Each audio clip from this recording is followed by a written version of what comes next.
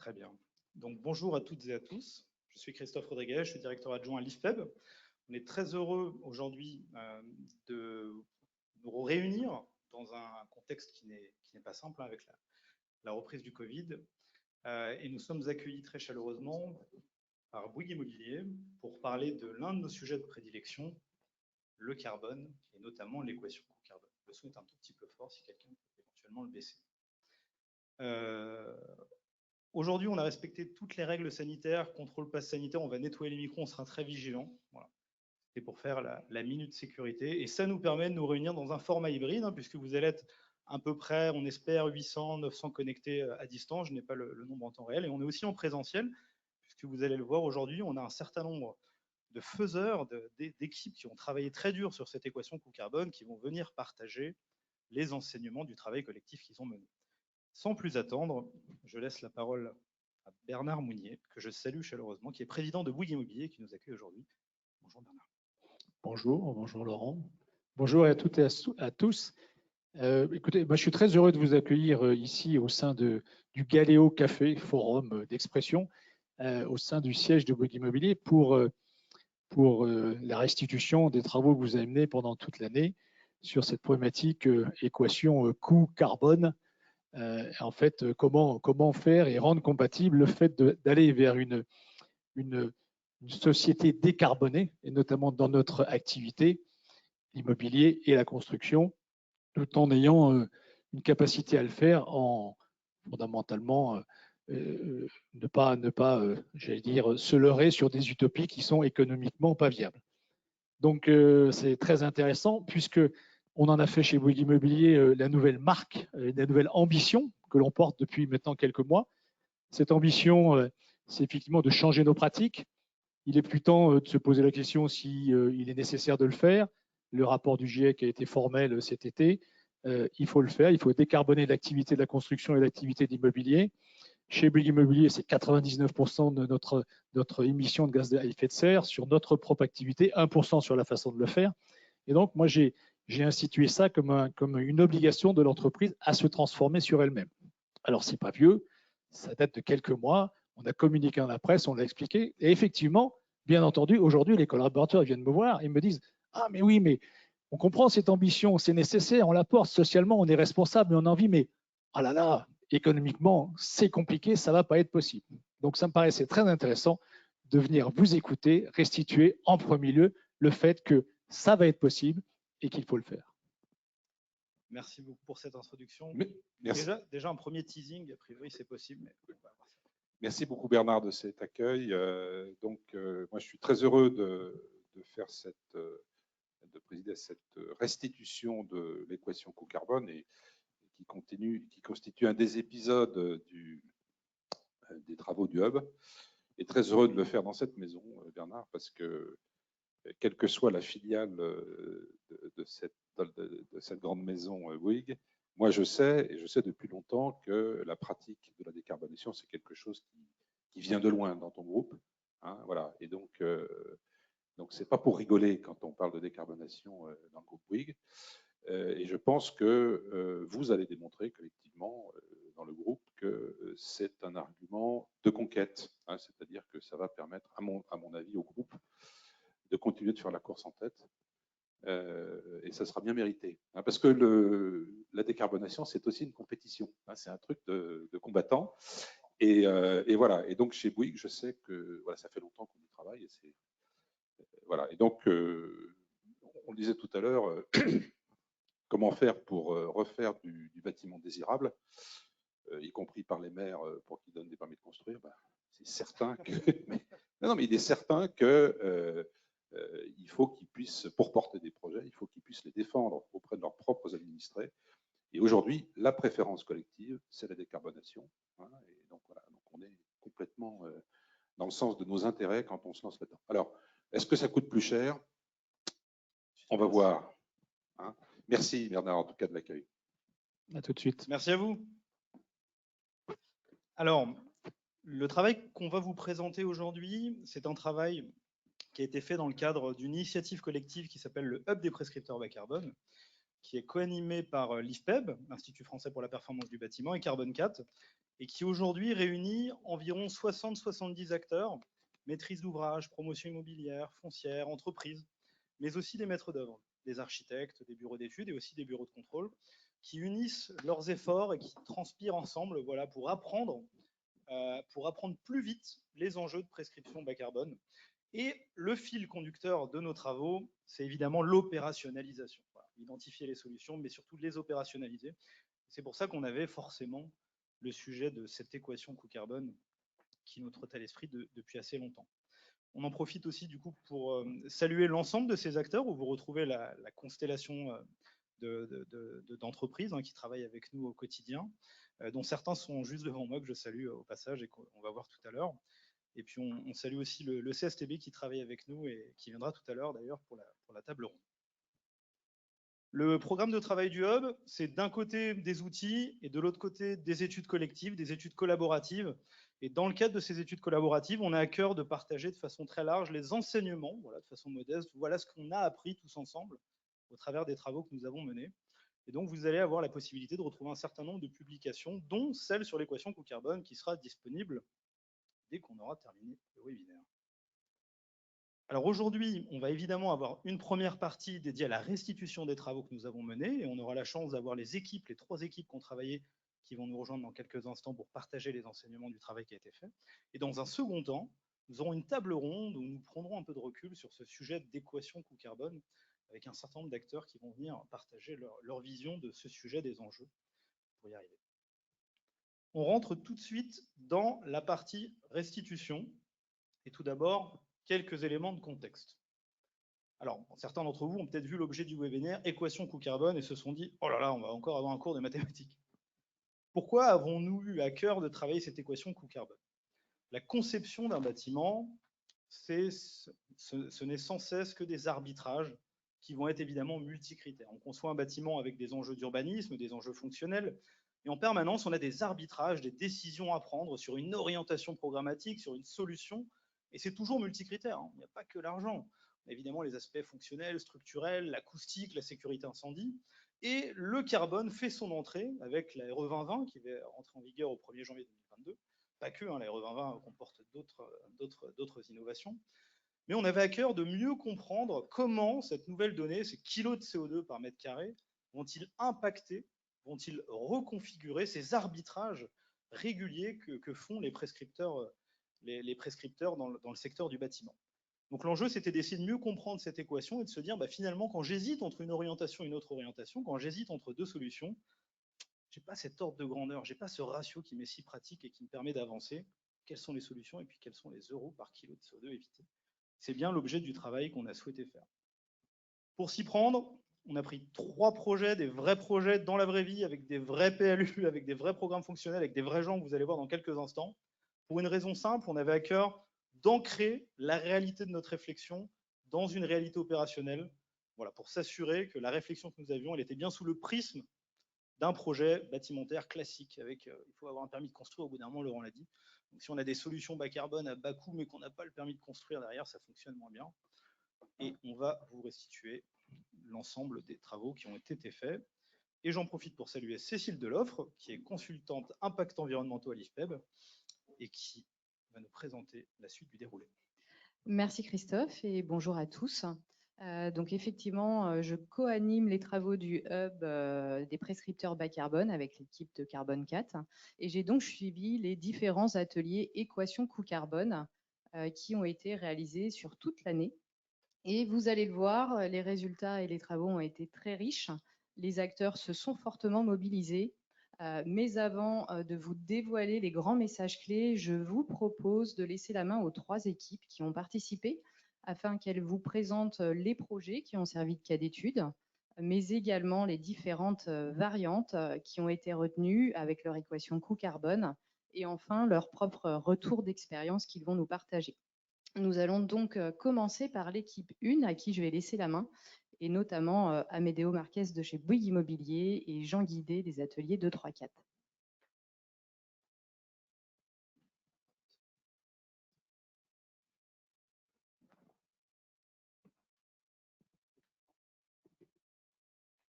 Merci Cécile. Donc, je vais introduire un petit peu le projet, qui est un projet d'immobilier d'entreprise qui a débuté en 2019, donc il y a 3 ans. Je le connecterai en conclusion avec les propos de Bernard Meunier. C'est un projet où les 3 grands axes de développement étaient plutôt une maîtrise énergétique, dans un premier temps, en 2019, une intégration dans le milieu urbain, avec une forte densité de logements, où on vient construire 23 500 m² de bureaux, et un projet développé sur l'axe biodiversité et paysager, une forte densité paysagère de notre projet, et pour répondre à des sujets d'îlots de chaleur et bien-être au travail. Donc, en son temps, on visait notamment label EFI Énergie et on était en E2C1. Et voilà par rapport au sujet carbone. Je vais laisser la main à Jean qui va vous développer le travail qu'on a réalisé avec la maîtrise d'œuvre, que je remercie là, parce qu'ils ont fait un travail de dingue sans connaître le projet au départ. Donc, il y a eu un gros travail d'apprentissage et de prise de connaissance de nos projets. Donc, en complément de la présentation d'Amédéo sur le projet, juste pour le présenter, donc, comme donnée de base, c'est des voiles béton avec un système de poteaux-poutres. Donc, structure béton parce qu'on est contraint en hauteur du PLU. Donc, finalement, c'était la seule façon d'avoir des hauteurs entre dalles suffisantes pour installer du bureau. On est en façade, donc isolation par l'extérieur avec parement briques pleines. Et voilà. Donc, ouais, merci. Donc concrètement, le travail avec les différents bureaux d'études, on séparé les différents lots, que ce soit le lot gros œuvres, le lot architecturaux, les lots techniques. Comme ça, chaque bureau d'études a pu à la fois donc, recalculer l'analyse du cycle de vie du bâtiment pour répondre donc, à ces différents allotissements, et aussi l'économiste qui a travaillé dans les ateliers pour allotir finalement le bilan financier de la même façon que l'analyse du cycle de vie pour finalement réaliser cette équation coût carbone. Donc le premier constat, c'était il y a beaucoup d'éléments finalement qui sont non classés. Comme on était plus C-, on avait déjà un ACV avec une grosse catégorie autre. Donc, il fallait vraiment défricher tous ces calculs et le bâtiment. Et donc, il y a eu un premier constat déjà de quels sont les lots les plus impactants et quels sont les lots sur lesquels on pourra travailler pour vraiment baisser le poids carbone du bâtiment. Sans surprise, c'était le lot gros œuvres avec des fondations, de l'infra et de la superstructure.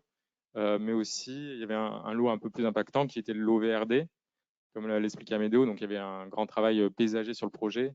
Et finalement, ça avait un impact carbone. Donc, je ne sais pas si vous savez tous, donc on a travaillé sur 4 phases de projet. Donc, d'abord, l'analyse du projet avec l'optimisation des données. Après, le travail de comment baisser le coût carbone avec un budget identique. Après, avec un budget maîtrisé, donc on s'est limité à plus 10% du budget. Et après, avec l'idée d'un budget limité. Donc, concrètement, dès qu'on pense budget identique, on dit qu'est-ce qu'on peut varianter comme prestation finalement des lots intérieurs, genre donc soit en étant un peu frugal, donc en supprimant certaines surfaces de faïence, en supprimant des faux plafonds, et même trouver un peu la moquette la moins carbonée.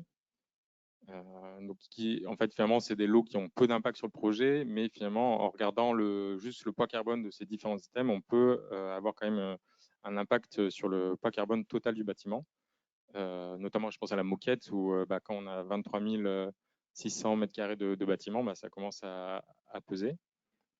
Après, au niveau du budget maîtrisé, on a regardé pour l'instant juste une variante de la structure qui est une variante bas carbone, qui au final, on l'a écarté pour plusieurs raisons.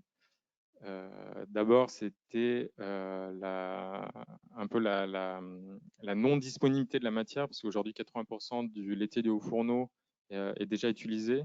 Donc, comme on disait dans un exercice théorique, on n'a pas voulu comme ce n'était pas quelque chose qui était généralisable, on va dire, on n'a pas voulu l'appliquer comme variante dans ce cas d'étude. Et aussi, c'est sur cette ambiguïté entre le poids carbone réel de ce béton dit de haut fourneau et dit bas carbone, voilà, qui risque d'évoluer dans le temps. Donc, pareil, comme on était dans le cadre d'un exercice théorique, on n'a pas voulu le prendre. Et après, du coup, on s'attaquait plutôt à des choses comme, là, vous voyez sur la liste, garde-corps de réemploi ou de la peinture recyclée. Voilà, donc toujours un peu plus impactant que des finitions, mais finalement qui ont toujours aussi encore un impact limité sur le projet. Au niveau du budget limité, là, du coup, on est allé sur la structure avec 3 variantes. Une variante tout bois, une variante mixte acier-bois, une variante mixte béton-bois. Et là, donc, le bureau d'études de structure, tout en respectant le gabarit du bâtiment, donc sa trame, en ne perdant pas de surface et même ses hauteurs, a fait cette étude.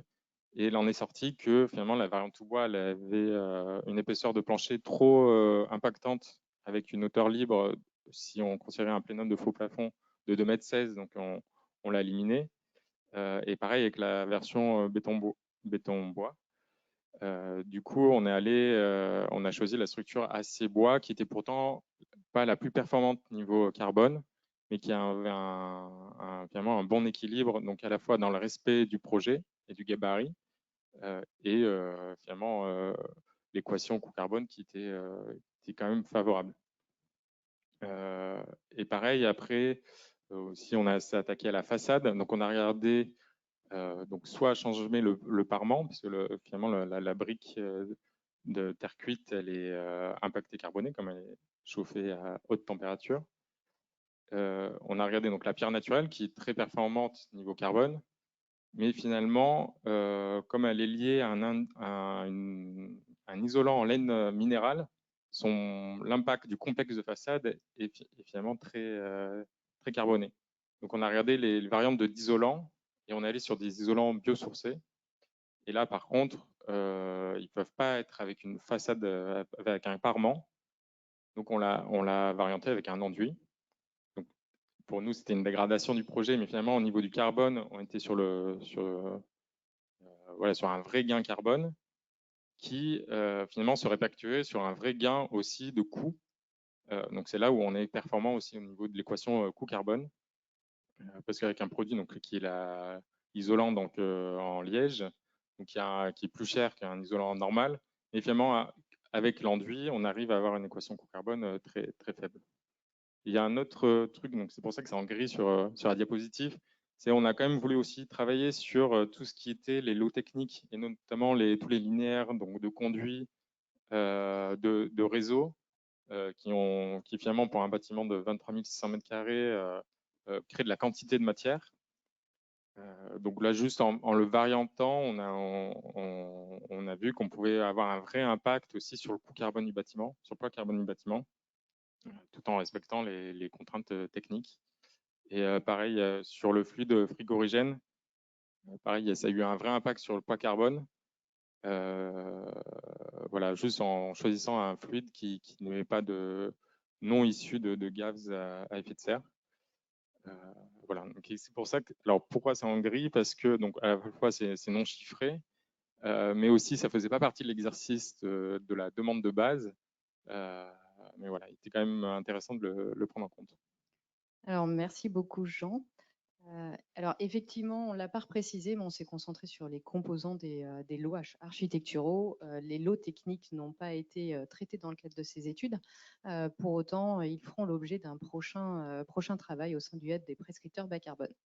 Alors, on voit beaucoup de variantes très intéressantes et on se pose forcément tous la question de combien ça a coûté, avec quel gain carbone. Est-ce que du coup, Jean, tu peux nous dire ce qu'il en est?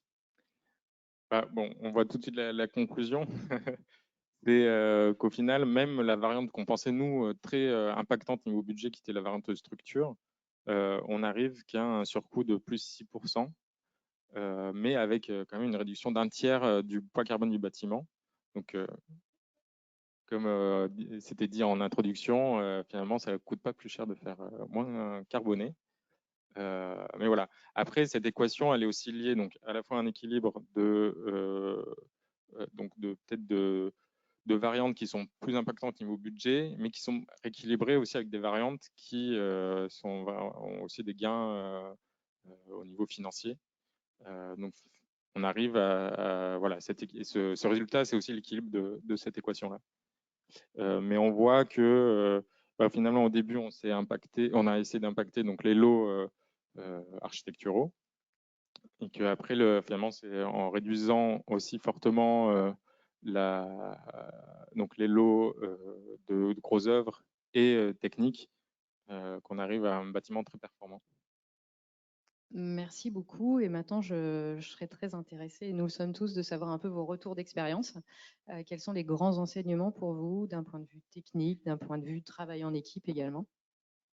Je vais commencer, mais du coup, déjà, le travail en équipe, travailler avec des bureaux d'études qui, à la fois, nous accompagnent et qui aussi étudient certaines variantes avec. Donc, on a fait un exercice, c'était très intéressant à un moment donné, c'est plus avec la même quantité, on arrivait à identifier, par exemple, une quantité de façade et d'avoir vraiment ce graphique-là. Si on choisit de la brique de parement, si on choisit plutôt de la pierre naturelle, si on choisit un enduit biosourcé.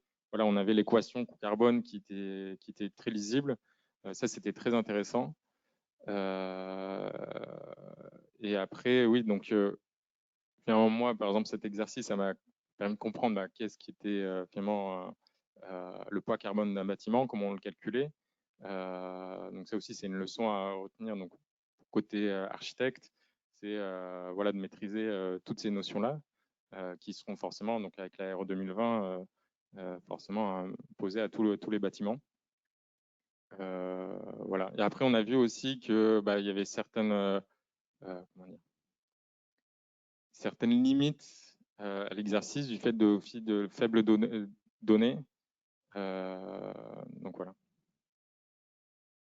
Merci. Continue. Oui, c'est bon. Donc de mon côté, déjà, ça m'a permis personnellement d'asseoir une conviction sur la partie carbone, où on en parlait beaucoup sans rentrer dans le détail. Ça m'a nourri ces ateliers IFPEB grâce à la maîtrise d'œuvre et ensuite au travers des données, des échanges qu'on a pu avoir. Et je reviens un petit peu sur l'impact, mais avec un coût maîtrisé, on arrive à faire descendre notre poids carbone et à intégrer des solutions. Jean l'a dit, il y a un gros travail de DES, mais aussi sur l'approche avec les bureaux d'études et je dirais, du lead du programme et de la direction de projet. Aujourd'hui, on a partagé ces convictions au sein de l'équipe projet et on a ancré la stratégie bas carbone présentée par Bernard tout à l'heure dans le projet California. En fin d'année, California a été labellisé BBCA. Donc, ce travail de l'équation coût-carbone a bénéficié à notre équipe de maîtrise d'œuvre, a nourri notre réflexion. Et aujourd'hui, on a un bâtiment qui est BBCA et dont on a baissé le poids carbone, alors que ce n'était pas un axe stratégique au départ en 2019. On a un vrai travail de management de projet. Et je vais revenir sur un point dont Jean a parlé, c'est ne rien s'interdire, notamment dans les premières phases d'études, notamment dans les montages de permis, d'esquisses, avec le travail de maîtrise d'œuvre, ne pas s'interdire d'éléments conceptuels, d'écouter tout le monde autour de la table et d'intégrer toutes les solutions. Et ensuite, on fait des arbitrages multicritères, comme le disait tout à l'heure notre cher compère. California, ça a été une bonne opportunité parce que c'est un projet réel. Ça nous a permis d'accélérer sur la stratégie du groupe, qui est de réduire de 32% nos émissions de GES d'ici 2030. On a intégré la conception bas carbone. On a aussi, on a utilisé une démarche et ancré une démarche de réemploi dans notre projet de California, qui est en cours de chiffrage auprès d'une entreprise, et les adaptations des produits dont Jean a très bien parlé, de DED. On a fait un gros travail avec notre maîtrise d'œuvre aussi de FDES. Le deuxième point que je souhaite en retour d'expérience, c'est qu'on a aussi, en tant que maître d'ouvrage et donneur d'ordre et acheteur final, un gros travail de partenariat à faire avec les industriels et de les pousser, à fournir de la donnée, de la FDES, et à la fin, de récompenser, je dirais, quelque part, ceux qui jouent le jeu de ce sujet carbone et de fournir de la data pour l'ancrer dans nos projets. Merci. Eh bien, merci beaucoup à Médéo et à Jean et à toute l'équipe aussi qui avait derrière.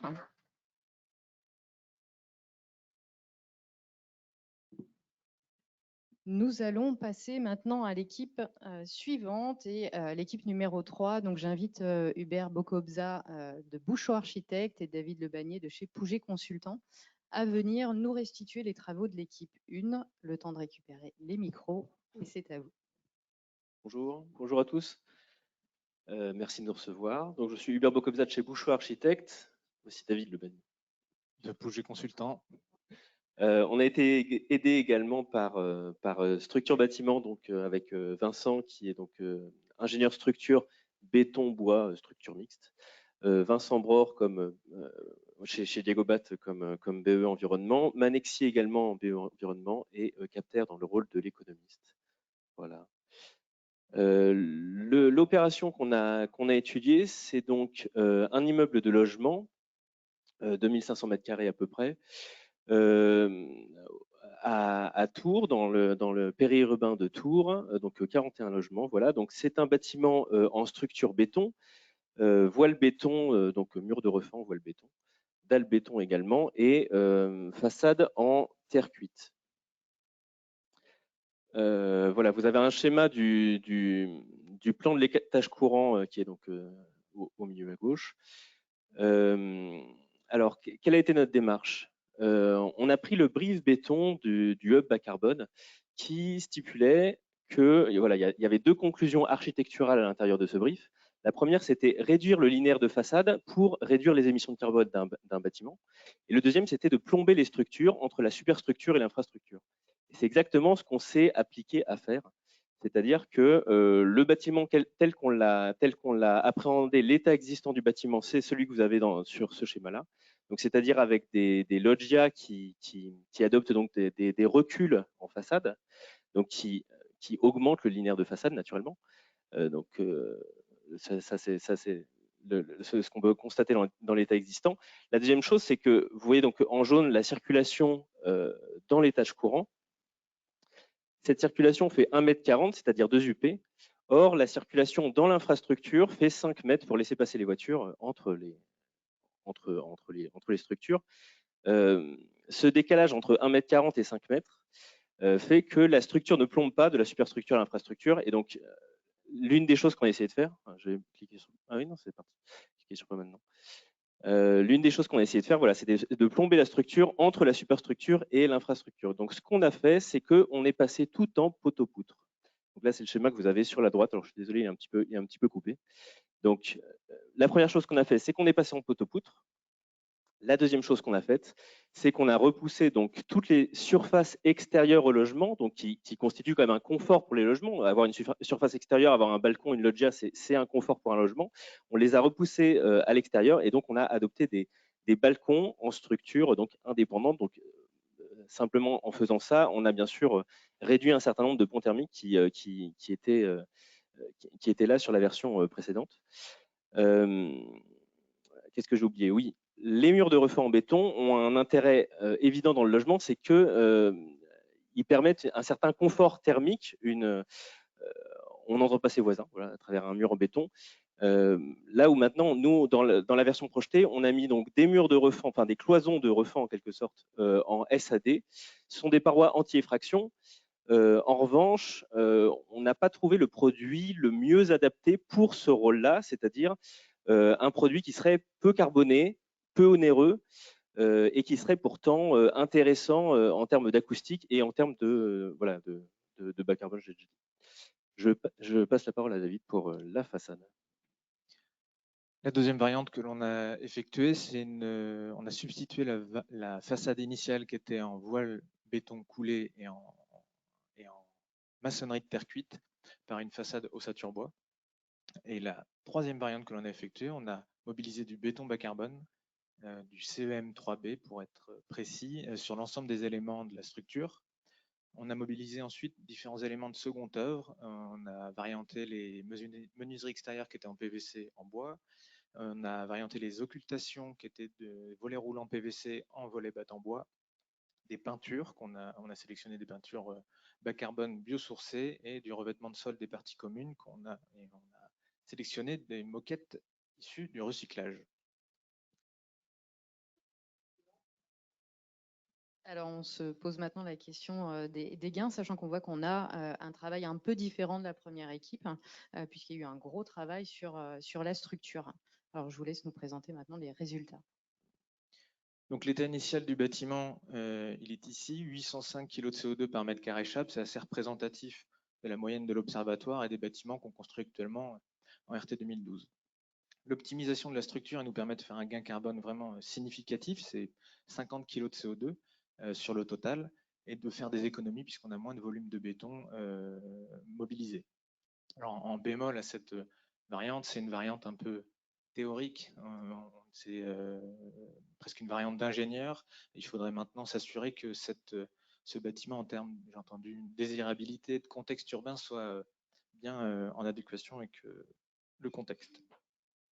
Ensuite, la deuxième variante que l'on fait, on mobilise une façade ossature bois. Donc, on garde la structure poteau-poutre béton, mais on met une façade rideau bois qui n'est pas porteuse, qui vient juste fermer le volume. Vous voyez que finalement, cette variante nous permet seulement un gain de 10 kg de CO2. Ça peut paraître faible. Ça s'explique pour plusieurs raisons. Lorsqu'on mobilise une façade bois, déjà ici, on vient la substituer à un matériau qui était relativement bas carbone. C'était une brique de terre cuite qui venait d'un fabricant qui avait déjà fait des efforts sur son process. Ensuite, une brique en terre cuite, on vient coller l'isolant sur l'élément structurel, alors que dans une façade bois, on a un isolant et une plaque de plâtre qui est portée par une structure en acier qui vient alourdir un peu le bilan carbone. Néanmoins, cette façade bois, avec la nouvelle méthode de calcul de la RE 2020, la CV dynamique, les bénéfices, au lieu d'être de 10, seront de 30, puisqu'on va valoriser le stockage carbone qui est engendré. Ensuite, cette façade bois, ça ne se traduit pas ici dans les résultats sur le côté carbone.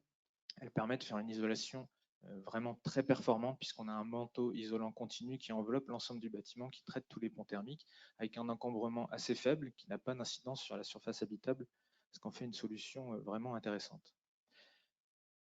Avant-dernière variante, un bouquet de solutions bas carbone, c'était le béton bas carbone et les variantes de seconde œuvre, les fenêtres, le revêtement de sol, des parties communes et les peintures, où là on a un bénéfice carbone qui est de 80 kg de CO2 pour un coût qui est d'environ 120 € du mètre carré chape. Donc c'est pas négligeable, ça fait environ 0,7 € par kilo de CO2 économisé. Donc, comme ça a été dit, les bénéfices carbone de cette solution seront légèrement inférieurs dans l'année à venir, puisque les règles de valorisation du béton bas carbone vont évoluer. Et ensuite, une dernière variante, encore une fois un peu théorique, plutôt un exercice de style où on a supprimé le parking. Alors, les bénéfices sont relativement faibles puisqu'on avait déjà beaucoup travaillé le parking avant cette variante-là. Le sous-sol pesait 85, on a optimisé la structure, mais du béton bas carbone. Donc finalement, la suppression du parking a un impact relativement faible, mais significatif quand même. Et pour faire le lien avec la RE 2020, eh bien en fait, en bref, cette variante-là, elle sera en capacité de respecter les seuils 2028. Et si on lui soustrait, si on enlève cette variante d'optimisation de la structure, puisqu'on n'est pas certain de pouvoir la généraliser, on obtiendrait un bâtiment qui respecte largement les seuils 2025. Voilà.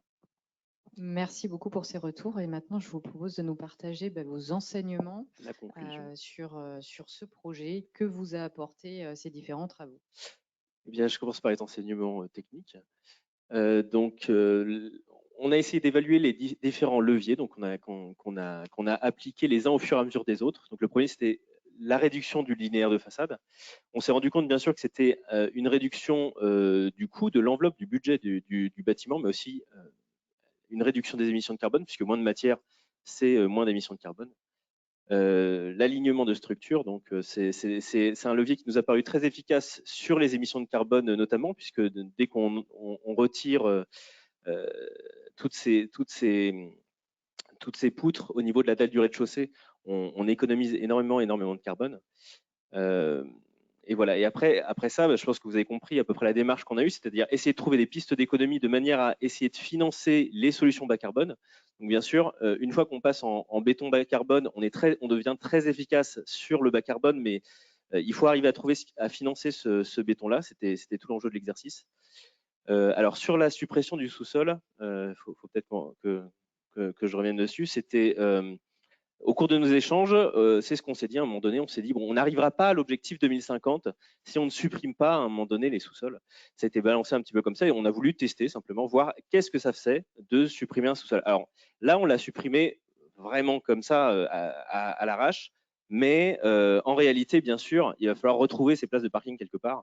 Mais on se dit voilà, que peut-être que dans les quartiers neufs, on peut réfléchir à des logiques éco-quartiers, comme ça a été fait déjà à Fribourg en Allemagne, de cumuler les parkings dans des parkings silos. Et ces parkings silos en béton alors, permettent de cumuler les émissions de carbone au même endroit. Et voilà. Et on se dit que ce n'est pas nécessairement des bâtiments morts, même dans un quartier. Ça peut être des parkings silos occupés au rez-de-chaussée par des commerces, des services. Et pourquoi pas utiliser ces immeubles-là dans une logique de réversibilité future. Si un jour on a besoin de ces structures-là pour du bureau, pour du logement, pourquoi ne pas réfléchir dès la conception à caler ces bâtiments sur des trames de bureaux, sur des trames de logement. Voilà, donc on pense qu'il y a une logique derrière cette suppression du parking, il y a une logique urbaine à adopter là-dedans. Donc évidemment, ce n'est pas des solutions qu'on peut mettre en place n'importe où. Il faut s'assurer que les transports sont bien là, connectent bien, etc. Enfin, voilà, il faut s'assurer à chaque fois, il faut bien localiser tout ce qui est réversibilité, tout ce qui est cette notion-là, la suppression de parking, il faut bien la localiser, à mon sens, dans la ville. On ne peut pas appliquer ces choses-là partout. Dernière conclusion, c'est la conclusion méthodologique. On se rend compte en travaillant que finalement, plus on passe du temps entre BE et Archi, plus on arrive à réduire les émissions de carbone. Et c'est ce que je résumerai en une phrase qui était ma conclusion la dernière fois,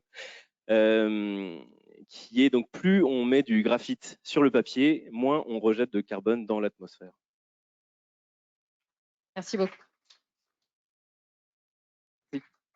Peut-être en complément, donc on a vraiment besoin de plus de temps entre maîtrise d'ouvrage et maîtrise d'œuvre pour concevoir les bâtiments. Il faut qu'on intervienne très tôt lorsque les modifications sont encore possibles. Et on a aussi surtout besoin d'outils de manière à ce que les architectes, les maîtres d'ouvrage puissent mieux cerner l'impact carbone des matériaux, puissent être un peu plus autonomes dans la proposition de variantes, par exemple. Et actuellement, il est assez compliqué pour la maîtrise d'ouvrage ou l'architecte de lire cette base INES, de la traduire en ACV dynamique, de comprendre quelles sont les variantes qu'on peut faire. Donc on a besoin d'outils simplifiés, adaptés à l'ensemble des acteurs, même jusqu'aux entreprises de mise en œuvre. Eh bien, merci beaucoup pour tous ces enseignements et pour tout le travail effectué.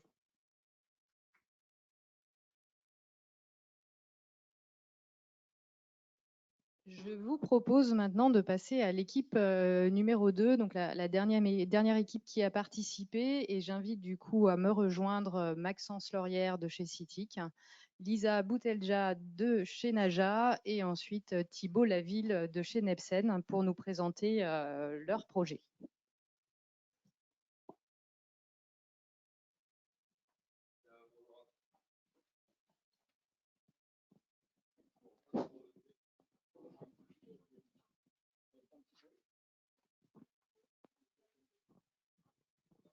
Ça marche mieux, c'est bon. Déjà, merci à tous de nous accueillir. On va vous présenter le projet sur lequel on a travaillé avec le Hub. Donc, c'est un projet qui est situé à Villejuif, donc pas très loin d'ici, Dans les spécificités, c'est un projet qui correspond à la deuxième tranche d'un immeuble qu'on a terminé et livré en début d'année, qui est dans le diffus. Donc, on n'est pas sur un lot de Zaco, donc un terrain qui est un petit peu contraint. Vous le verrez un petit peu dans les variantes. Dans les terrains diffus, on a un petit peu de mal des fois à innover. Et qui a un avantage en termes de carbone. Comme c'est une tranche 2, on a nos deux sous-sols qui sont connectés. Donc, on a la chance d'éviter une rampe de parking, d'éviter ce type de choses. Et on a aussi mis en place des double spacers. Donc, la surface de parking est un petit peu réduite par rapport à d'habitude, ce qui permet en carbone d'être plus efficient. Je vais laisser Lisa présenter plus en détail l'immeuble. Ouais, donc c'est une petite opération de logement, 27 logements, en petite couronne parisienne à Villejuif, avec une contrainte réglementaire urbaine très forte. On est un bâtiment qui est assez compact à R+6, avec une constructibilité qui là est optimisée en raison des tensions foncières, donc avec une hauteur très limitée et un système constructif assez classique en tout béton, voile béton, plancher béton, toute l'infra en béton, des fondations en semelle et un mode de chauffage en chaudière individuelle au gaz. La performance qui était visée, c'est la RT 2012 moins 20%. On a en complément des panneaux photovoltaïques. Et donc, ce qui est, je rebondis tout de suite sur ce que disait l'équipe précédente par rapport au stationnement. On est à Villejuif, à proximité immédiate du métro. Et sur cette opération, on a réglementairement dû proposer une place de stationnement par logement, ce qui nous semble énorme. Donc, on a malgré tout pu mutualiser la rampe de parking. Les double spacers nous ont permis de réduire les circulations du sous-sol, mais c'est quand même un point qui nous pose continuellement question, l'impact de ces infrastructures dans des bâtiments qui sont en ville et très bien desservis par les transports en commun. Donc, c'est toujours un message qu'on essaye de porter auprès des collectivités. Oui, donc je présente les différentes variantes. Donc concrètement, on a travaillé comme pour les autres projets. On s'est réunis en équipe projet. On a jeté nos idées sur le papier. Et puis l'objectif a été de voir dans quelles conditions on pouvait, dans un premier temps, construire avec moins d'émissions de gaz à effet de serre, budget identique. Donc ça, c'est la première variante de gauche, où il a été question d'abord de changer les menuiseries acier qui étaient assez impactantes en menuiserie bois. On a également basculé un certain nombre de volumes des bétons en infra, du béton CM2 vers le béton CM3. Et puis on a fait un petit peu de low-tech également, où on s'est dit que finalement les volets motorisés, on pouvait peut-être s'en passer sur cette partie-là. Et de nouveau, on a intégré des isolants biosourcés en doublage. Donc là, on a cité la référence Mavatex, sans doute d'autres choses qui pouvaient être intéressantes. On était vraiment là sur le budget identique. Et puis ensuite, on a poussé un peu plus et les budgets et du coup les émissions de gaz à effet de serre évitées. Donc c'est la deuxième partie. Où toute le dernier étage, donc la TIC, a été imaginée cette fois en mur à ossature bois avec de l'isolation répartie et des panneaux de CLT. Une infrastructure où on continue à appliquer finalement un certain nombre d'enseignements que nous a apporté le hub, notamment sur le béton bas carbone. Donc on continue à déployer ces solutions-là. Un travail également sur les refends, où l'objet était de basculer sur du poteau et de la SAD. Donc là, il y avait une réduction d'émissions qui était significative sur ce projet-là, alors avec des contraintes évidemment structurelles et de calcul à confirmer, mais on était sur des réductions intéressantes. Et puis également une application de choses qu'on retrouve dans les travaux du hub sur le passage de dalles classiques vers les techno des dalles bois-béton. Et enfin, le dernier budget, on a essayé d'être illimité en termes d'idées, et puis ensuite on est quand même revenu à des choses plus raisonnables pour malgré tout respecter les contraintes programmatiques. Donc là, c'est un choix qu'on a fait sur ce projet-là. L'objet était de pas proposer une liste au Père Noël, les champs du possible et tendre vers un minimum en matière de réduction des émissions de gaz à effet de serre, mais vraiment retenir des scénarios qui restaient à la fois raisonnables économiquement, qui nous permettait de tendre vers les objectifs de la stratégie nationale bas carbone, et puis surtout respecter un certain nombre de contraintes programmatiques qui étaient quand même assez, qui impliquaient pas mal de restrictions. Donc vous avez en grisé en fait un certain nombre de scénarios qui ont été modélisés et puis finalement soustraits au scénario retenu à la fin. Donc je les liste. L'économie circulaire, un peu plus près. J'ai de la résonance, je vais changer de côté, je n'aurai pas d'écho. Donc l'économie circulaire, là l'idée c'était vraiment de voir ce qui était disponible sur les plateformes. Alors on a passé un petit peu de temps à consulter les offres autour de, voilà, des matériaux de seconde vie, donc issus des plateformes de réemploi. Malheureusement, on est quand même sur un niveau qui frise l'épaisseur du trait en termes de réduction des émissions de gaz à effet de serre aujourd'hui. Hein, donc, on parle de luminaires, on parle de boîtes aux lettres, on parle un peu d'aménagement extérieur, mais on est sur des choses qui sont assez insignifiantes. Beaucoup plus significatif, travailler sur les sujets de seconde œuvre. Et là, on revient et on enfonce quelques portes ouvertes où on mobilise de nouveau les matériaux biosourcés qui sont d'autant plus intéressants quand on basculera vers la réglementation environnementale, la RE 2020. La techno, du moins la conception poteau-poutre faisait vraiment partie des scénarios qui étaient sérieux chez nous. Et puis l'idée, c'était de la mixer avec de la terre crue, sauf qu'on a eu cette mauvaise surprise de tomber sur aujourd'hui des briques de terre crue qui n'avaient pas un impact intéressant, qui apportaient plein d'autres choses, évidemment que l'intérêt carbone, mais sur le strict impact carbone, on était sur un matériau qui n'a pas forcément retenu notre attention. Alors, on cherche encore à comprendre pourquoi, mais voilà, donc ça sera peut-être un sujet d'avenir pour les recherches du hub. Bon, voilà, quelques sujets de l'enduit, des variantes sur l'enduit, une variante sur la couverture, mais de nouveau, si on retenait cette variante-là, on changeait quand même le programme, la géométrie du projet, donc on a laissé la couverture en pente pour d'autres fois. Les isolants en sous-couche, où cette fois-ci on a fait varier le polystyrène un peu traditionnel vers l'isolant PSE bois, des platelages bois en lieu et place de dalles sur plot. Là, ça sera laissé de côté. Également, on a laissé de côté les structures poteaux-dalles en béton avec des remplissades de façade sur les bétons de chanvre, qui n'étaient pas nécessairement convaincants en tout cas pour ce projet. Et puis sur les derniers scénarios retenus, revêtement de sol en parquet, on revient à des matériaux biosourcés, la fameuse dalle bois-béton qu'on retrouve dans le scénario 2, et puis encore une fois, une mobilisation autant que possible des bétons de type 3.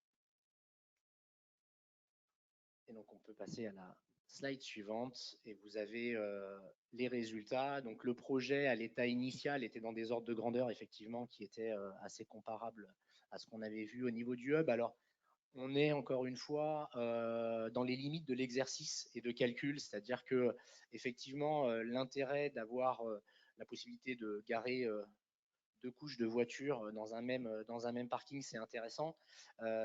C'est intéressant tant qu'on ne compte pas l'impact mobilier, l'impact de toute cet acier finalement qui est mobilisé dans le mobilier pour lever les voitures.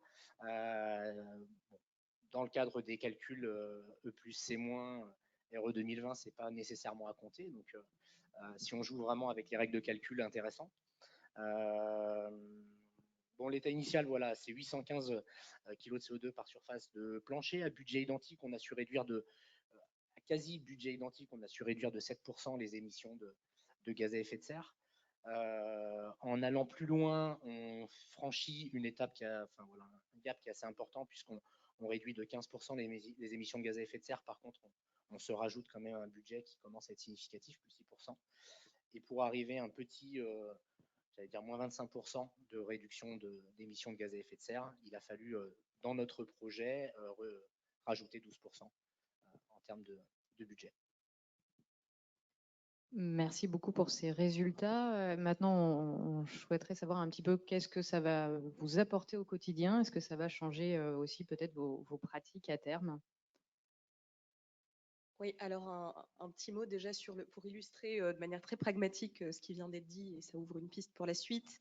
Cet exercice, on l'a fait après que le bâtiment ait été conçu. Donc, tout ce qui touche à ce qui est finalement fondamental, qui a un vrai impact, c'est-à-dire le gros œuvre, la structure, on vient abîmer le projet et on s'est interdit certaines variantes parce que nous ne souhaitions pas avoir de scénario qui dégrade la qualité des logements. Donc, pas d'abaissement de la hauteur sous plafond, pas de réduction de la surface, sinon l'exercice n'aurait pas été réaliste et économiquement viable. Donc, ces contraintes qui nous ont un petit peu limités dans les exercices nous font dire que ça doit être mené le plus en amont possible. Donc, on enfonce une porte ouverte, ça a déjà été dit et redit.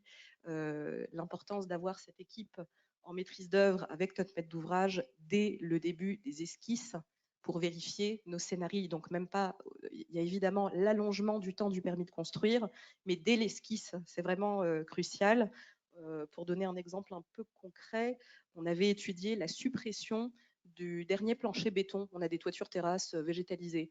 On a regardé, concrètement, ces terrasses n'ont pas d'usage. Elles portent des panneaux photovoltaïques. Pour les habitants, il n'y a aucun usage associé, il n'y a pas de qualité générée. Pourquoi ne pas supprimer cette dalle béton, avoir des toitures légères et par la même occasion cacher toute la technique qui est toujours très vilaine sur ces 5e façades. Donc on y voyait plein d'intérêts, sauf qu'on ne s'est pas autorisé cette variante parce qu'elle dérogeait à notre permis de construire. Voilà, donc c'est un des exemples sur cette nécessité d'avoir l'équipe au complet en amont avec les bons bureaux d'études et surtout l'économiste, parce que ce à quoi on se heurte très fréquemment, c'est une méconnaissance de notre part, partagée parfois, des idées reçues sur le coût de toutes ces choses-là. Donc, avoir un économiste dans l'équipe au moment de la conception très tôt, c'est très précieux pour se départir de tous ces blocages. Le maître d'ouvrage, quelques retours et Nous, enseignements. les enseignements pour nous en tant que maître d'ouvrage, c'est principalement ce que Lisa a évoqué juste avant. Il y a 2 points qui sont fondamentaux. Nous, on est une petite structure, donc quand on réalise des programmes de logement, c'est une 50aine de logements, éventuellement 100. Donc le pôle de BET qu'on constitue dès le début est très léger. On n'a pas d'innovation particulière pour réaliser 50 logements. Donc pour nous, ça veut dire une modification pour les prochains projets de notre façon de travailler à ce sujet-là, réunir plus de monde et les réunir plus tôt. Deuxième point très important, si on a plus de travail en amont, ça veut dire un allongement du délai de dépôt du permis de construire. Donc nous, en termes de négociation foncière et de planning, c'est aussi un point à prendre en compte qui n'était pas anticipé, qui n'existait pas chez nous avant. Donc voilà, 2 modifications à prendre en compte côté maître d'ouvrage. Peut-être pour compléter sur les variantes, les enseignements techniques, clairement le programme et puis les outils un peu de planification sur PLU et autres vont fixer un certain nombre de limites. Alors l'équipe précédente parlait des besoins en parking, des places qui sont imposées. Clairement, on voit bien qu'on sait faire des gros sauts en matière de réduction des émissions de gaz à effet de serre si on répond un petit peu moins à ces conditions de programmation. Donc là, il y a un vrai sujet qui, à mon avis, mérite d'ouvrir les parties prenantes dans la définition d'un projet. C'est très limitant. Ensuite, clairement, nous, on a trouvé la meilleure balance coût-carbone, pour reprendre un peu les termes de l'atelier, sur le gros œuvre. Mais ça suppose également de travailler encore plus et peut-être de manière plus détaillée très tôt dans le projet sur ces parties-là. Et dès lors qu'on s'attaque aux variantes de seconde œuvre, on est contraint par souvent des coûts qui sont supplémentaires de façon quasiment systématique. Dès qu'on se tourne vers de la solution bas carbone, ça coûte souvent plus cher pour l'instant. Des limites également sur l'offre des matériaux, des solutions alternatives. Voilà, et puis également beaucoup de matériaux et de produits qu'on utilise couramment en seconde œuvre qui sont pour l'instant qui sont pas couverts par la littérature. Donc ça, c'est des limites techniques. Et puis, on s'est également posé des questions pour aller plus loin parce que on tend de plus en plus à réfléchir à la seconde vie de nos projets, donc au potentiel d'extension, à la réversibilité, à la démontabilité. Et le problème, c'est qu'à chaque fois qu'on anticipe ces choses-là, si tant est qu'on ait des solutions, ça sera généralement plus d'impact carbone relevé à la conception est apporté par ce projet-là. Donc on a une question qui est pas tout à fait philosophique, mais est-ce qu'on peut s'accorder à l'avenir des points bonus si on anticipe ces choses-là, parce que concrètement, imaginer qu'un plateau de bureau peut devenir du logement, c'est mécaniquement sur un certain nombre de lots plus d'impact carbone intrinsèque au projet dans une première lecture. Et puis également, autre question, c'est qu'aujourd'hui, on juge la performance carbone avec un indicateur qui se traduit en kilos de CO2 par mètre carré de plancher. Et finalement, on ne juge pas la performance carbone par d'autres formats d'unités, des unités de performance d'usage, des nombres d'habitants, des nombres d'occupants, nombre d'usagers. Et ça, c'est également quelque chose qui questionne parce qu'on saura évidemment faire de moins en moins d'émissions de CO2 par mètre carré de bâtiment, mais si on fait toujours plus de mètres carrés, on n'est pas sûr d'atteindre les objectifs français. Eh bien, merci beaucoup à toute l'équipe.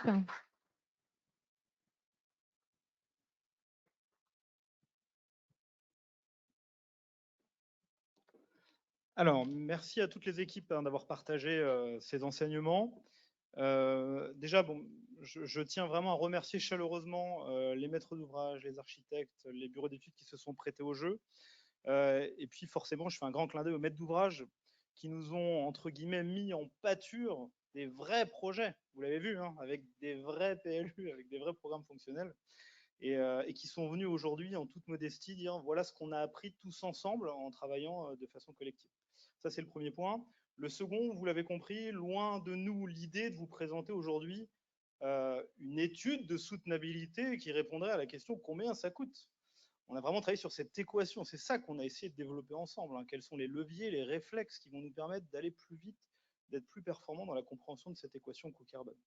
Donc finalement, quand on prend du recul, on a vu beaucoup de chiffres, on a vu beaucoup de solutions. Hein. Chacun a partagé ses idées, les a mis en musique, et puis on a eu des vrais impacts carbone économiques. Cécile, qu'est-ce qu'on doit en retenir? C'est quoi les grands enseignements qu'on peut avoir de tout ça? Alors, je vais essayer de ne pas trop reciter l'ensemble des propos, mais il y a beaucoup de choses qui ont été dites. Effectivement, on s'aperçoit que les 3 projets sont très différents par leur nature, par leur programme. Pour autant, on observe un certain nombre de constats communs. Alors, dans un premier temps, on se rend compte qu'à Isoku, les 3 équipes ont réussi à identifier des variantes qui permettent de réduire l'empreinte carbone, donc sans surcoût sur le projet. Deuxième constat, avec un budget de plus 10%, aucune des équipes en fait n'a dépensé la totalité du budget puisqu'elles ont atteint entre 3 et 7% de surcoût. Il restait donc un petit budget à utiliser et pour autant, elles ont fait des gains carbone importants jusqu'à 19% sur ce scénario. Et enfin, troisième constat, à budget illimité, les 3 équipes ont constaté qu'elles atteignaient un certain plateau, un certain plancher en lien à un certain nombre de conditions, parfois extérieures au projet. Alors, je vais essayer maintenant de vous décrypter un peu l'ensemble de ces éléments de synthèse. Le premier message, c'est l'importance du dialogue entre les acteurs. Ça a été beaucoup évoqué et beaucoup dit. Effectivement, il est important de mettre autour de la table l'ensemble des expertises dès le début du projet pour identifier les meilleures solutions adaptées et donc l'optimum en termes d'équation coût-carbone. Le carbone n'est donc pas juste une question d'experts environnement, mais bien l'affaire de tous. Et il est nécessaire d'en discuter très tôt sur un projet. Un certain nombre d'éléments prédestinent l'empreinte carbone des bâtiments. Et il est donc nécessaire de l'étudier dès le début. On a évoqué, pour exemple, les questions de volumétrie, de taux de vitrage, de choix programmatiques qui vont faire qu'on oriente dans un sens le projet et il est nécessaire de s'assurer que ça soit cohérent avec les objectifs de décarbonation. Plus de dialogue, c'est, on l'a dit, plus de temps pour les échanges, pour les itérations et pour s'assurer qu'on puisse faire ce travail d'optimisation du projet. Il a été remonté par les équipes l'importance de bénéficier d'un peu plus de temps. Il a été cité 2 à 4 semaines, plutôt avant le permis de construire. Et on suppose que ce temps complémentaire est avant tout nécessaire pour la phase d'apprentissage et que petit à petit, au fur et à mesure de la montée en maturité, eh bien, ce temps va se réduire pour revenir à des schémas un peu plus classiques qu'on connaît actuellement. En synthèse, pour reprendre les propos notamment d'Hubert, donc c'est effectivement plus de matière grise nous permet d'avoir moins d'énergie grise sur nos projets. Et on l'a vu sur l'ensemble de ces équipes qui ont pu avoir des gains assez significatifs. Deuxième message clé, la nécessité de maîtriser la CV et notamment la donnée environnementale. Il est vraiment important d'utiliser la donnée de manière précise pour s'approcher de la réalité de l'empreinte carbone des produits qu'on retient. Et pour cela, il est nécessaire de prioriser les données environnementales individuelles qui sont spécifiques à un produit ou les données qui sont configurées, qui sont adaptées au projet. À savoir, les données environnementales par défaut ne sont pas là pour aider à la conception, mais sont là principalement pour pallier un certain manque de données quand c'est nécessaire.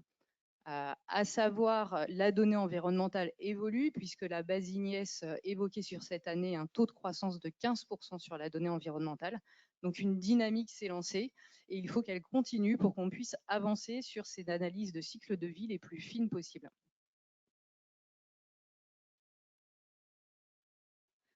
Un troisième message qui est ressorti, on s'aperçoit, même si on est sur 3 projets et on ne peut pas les généraliser, on constate quand même que les équipes ont trouvé des variantes sur tous les lots.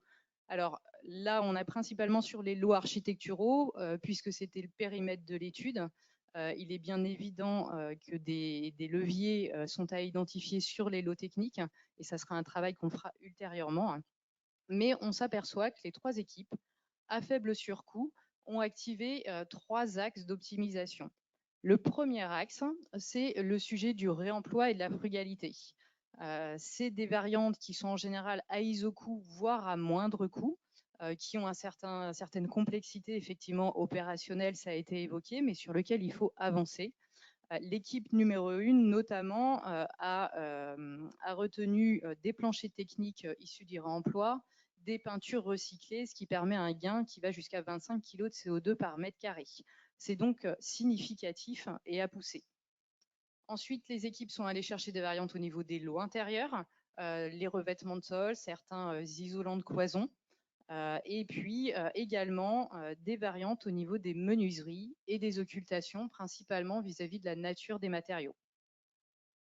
À partir du moment où les équipes ont eu accès à un budget un petit peu plus élevé, on s'aperçoit qu'elles sont allées rechercher des variantes complémentaires, des variantes structurelles, qui touchent au mode constructif, soit des modes constructifs mixtes, soit un changement complet du système constructif, et puis aussi des variantes qui ont touché la façade. En synthèse, on s'aperçoit donc qu'il y a beaucoup de variantes qui ont parfois un moindre coût, puisque pour le remettre en parallèle avec le scénario plus 10%, finalement, les équipes se sont aperçues qu'elles sont en quelque sorte auto-censurées, pensant que certaines variantes étaient plus coûteuses qu'elles imaginaient. Et d'où l'importance, effectivement, et je crois que c'est Lisa qui l'a évoqué tout à l'heure, de ne pas se fermer, d'ouvrir toutes les pistes et de s'assurer voilà, qu'on a balayé toutes les options le plus en amont possible, puisqu'il faut que ça reste encore possible, avant de faire les arbitrages nécessaires. Et enfin, nous allons passer à un dernier message clé qui touche du coup à d'autres facteurs, et je laisse la main maintenant à Christophe. Oui. Pour être honnête avec vous, quand on a annoncé qu'il y avait un scénario budget limité, tout le monde n'était pas serein, surtout les maîtrises d'ouvrage. Donc en fait, l'idée du budget limité, c'était de se dire, et si l'argent n'était pas un problème, que se passerait-il? Et donc on a essayé d'explorer quel pourrait être le plancher, le plafond, il faudra qu'on se mette d'accord, mais en tout cas la limite, lorsqu'on fait abstraction de cette contrainte budgétaire. Et du coup, on a été surpris des résultats qu'on vous a partagés. Peut-être vous-même vous êtes dit, je m'attendais à un projet 50-70% plus bas carbone que le point de départ. Et donc, on avait envie de partager avec vous peut-être un dernier enseignement où on retrouve un peu cette notion de travail d'équipe, mais à une échelle un peu différente. Déjà, en filigrane, on constate qu'on a une véritable nouvelle culture du bas carbone à développer. Et c'est un levier de maîtrise de cette équation coût-carbone. Les équipes nous ont parlé d'ordre de grandeur, d'avoir connaissance des solutions, des variantes, etc. Donc cette acculturation, l'outillage aussi sera un levier, évidemment, pour maîtriser cette équation coût-carbone. Donc ça, c'est le premier point qui nous a semblé essentiel. Ensuite, quand on parle de travail d'équipe entre secteurs, c'est que là, on a fait avec la boîte à outils que nous avions, mais n'oublions pas que tout le monde travaille sur la décarbonation, et notamment les industriels, les fabricants travaillent sur des solutions avec des innovations régulières, hein, qu'on voit et qui vont être aussi un levier de décarbonation très significatif, hein. Nous, pour l'instant, on a fait avec la boîte à outils qu'on avait, mais on sait qu'il y a pas mal de surprises qui nous sont préparées, qui arriveront bientôt et qui vont, horizon 2030, voire au-delà, changer lourdement l'équation de ce qu'on mettra en œuvre sur les projets de bâtiments. Le troisième point qui a été dit et redit à plusieurs reprises, c'est le programme fonctionnel. À plusieurs reprises, on a entendu, mais ce n'était pas dans le programme. On a entendu aussi, il faut en parler très tôt, parce qu'une fois qu'on a structuré un programme, toujours difficile de revenir en arrière. Donc on constate qu'il y a peut-être des programmes fonctionnels bas carbone à imaginer ensemble. Alors on a eu des variantes un peu disruptives, et si on supprimait le parking, et si on supprimait... Bon. Donc on voit qu'il y a quand même des choses, des réflexions à avoir. Peut-être y a-t-il des programmes bas carbone à imaginer. On pense souvent au cahier des charges bas carbone, mais peut-être qu'en remontant un peu, on a des programmes fonctionnels bas carbone. Et même encore plus loin, on en a certains qui nous ont parlé de PLU bas carbone. Hein, puisqu'on nous a dit, oui, mais moi, par rapport à ma hauteur maximum de bâtiment, je n'ai pas pu faire la variante que je voulais faire. On m'a imposé un nombre de places de stationnement que je trouve un peu significatif. Donc, encore une fois, on retrouve une des limites auxquelles on s'est confronté, qui est finalement comment créer les conditions d'une conception bas carbone dans une épure, dans une équation économique, puisque c'était bien le cahier des charges qu'on s'était donné, l'équation coût-carbone. Voilà pour les différents enseignements que nous avons pu tirer. Peut-être une synthèse que je présente en 2 mots et puis on va poursuivre. Donc au final, on vous propose aujourd'hui 3 grands leviers qui viennent notre analyse du travail qui a été fait par chacune des équipes. Un aspect méthodologique. On va travailler en équipe. Je crois que quelqu'un a parlé d'empowerment. On va être les patrons, c'était Amédo. On va être les patrons du projet. On va se poser la question de comment on active les leviers du bas carbone et puis on va maîtriser l'analyse de cycle de vie, cette nouvelle calculette du carbone. Consommer moins avec de la frugalité, des choix programmatiques et puis du réemploi éventuellement, et puis après consommer mieux, en se posant la question de l'impact environnemental dans le choix des matériaux qui est fait. Voilà la suprasynthèse qu'on avait envie de vous proposer. Il y a eu pas mal de questions qui ont été posées en ligne. Je crois qu'on a essayé d'y répondre au fil de l'eau. Et étant un peu pris par le temps, ce qu'on vous propose, c'est qu'on fera l'exercice du question-réponse juste après si on a le temps, parce qu'on va arriver à la fin de la première partie. Donc je vous propose qu'on salue à nouveau chaleureusement les équipes qui sont venues nous présenter leurs enseignements.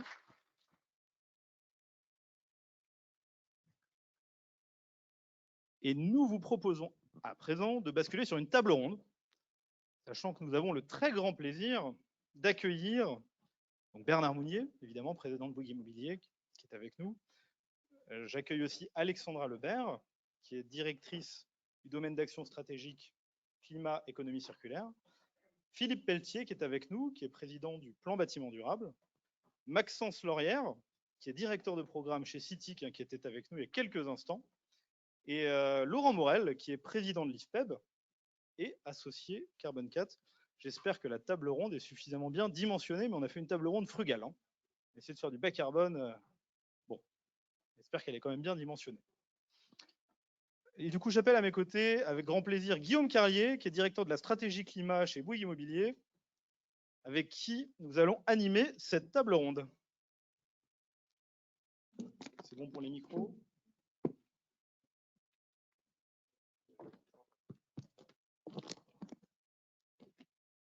Voilà, donc normalement, il y a peut-être un micro qu'il faudra passer, et sinon, tout le monde est censé avoir un micro. Est-ce le cas?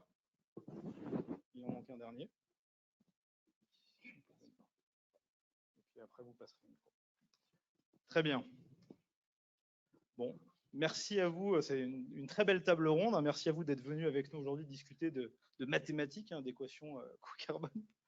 On a eu des vrais projets avec des enseignements, c'était extrêmement riche. Il y a eu de l'humain, de l'organisationnel, etc., de la méthode et puis des solutions aussi, beaucoup de solutions qui ont été proposées. Donc on avait envie de prendre un peu de recul par rapport à tous ces sujets-là. La RE 2020 se rapproche à grands pas. Et donc souvent, voilà, forcément, on entend la question de combien ça va nous coûter toute cette histoire. Et donc c'est normal de se poser la question. Et j'ai très envie de commencer tout de suite avec Bernard Mounier. Bernard Mounier, une question très difficile pour commencer, mais vous êtes l'hôte de ces lieux, donc c'est normal que l'exercice soit un peu musclé. La RE 2020, est-ce qu'on va réussir à le faire pas trop cher, cette histoire de RE 2020? Comment on va y arriver?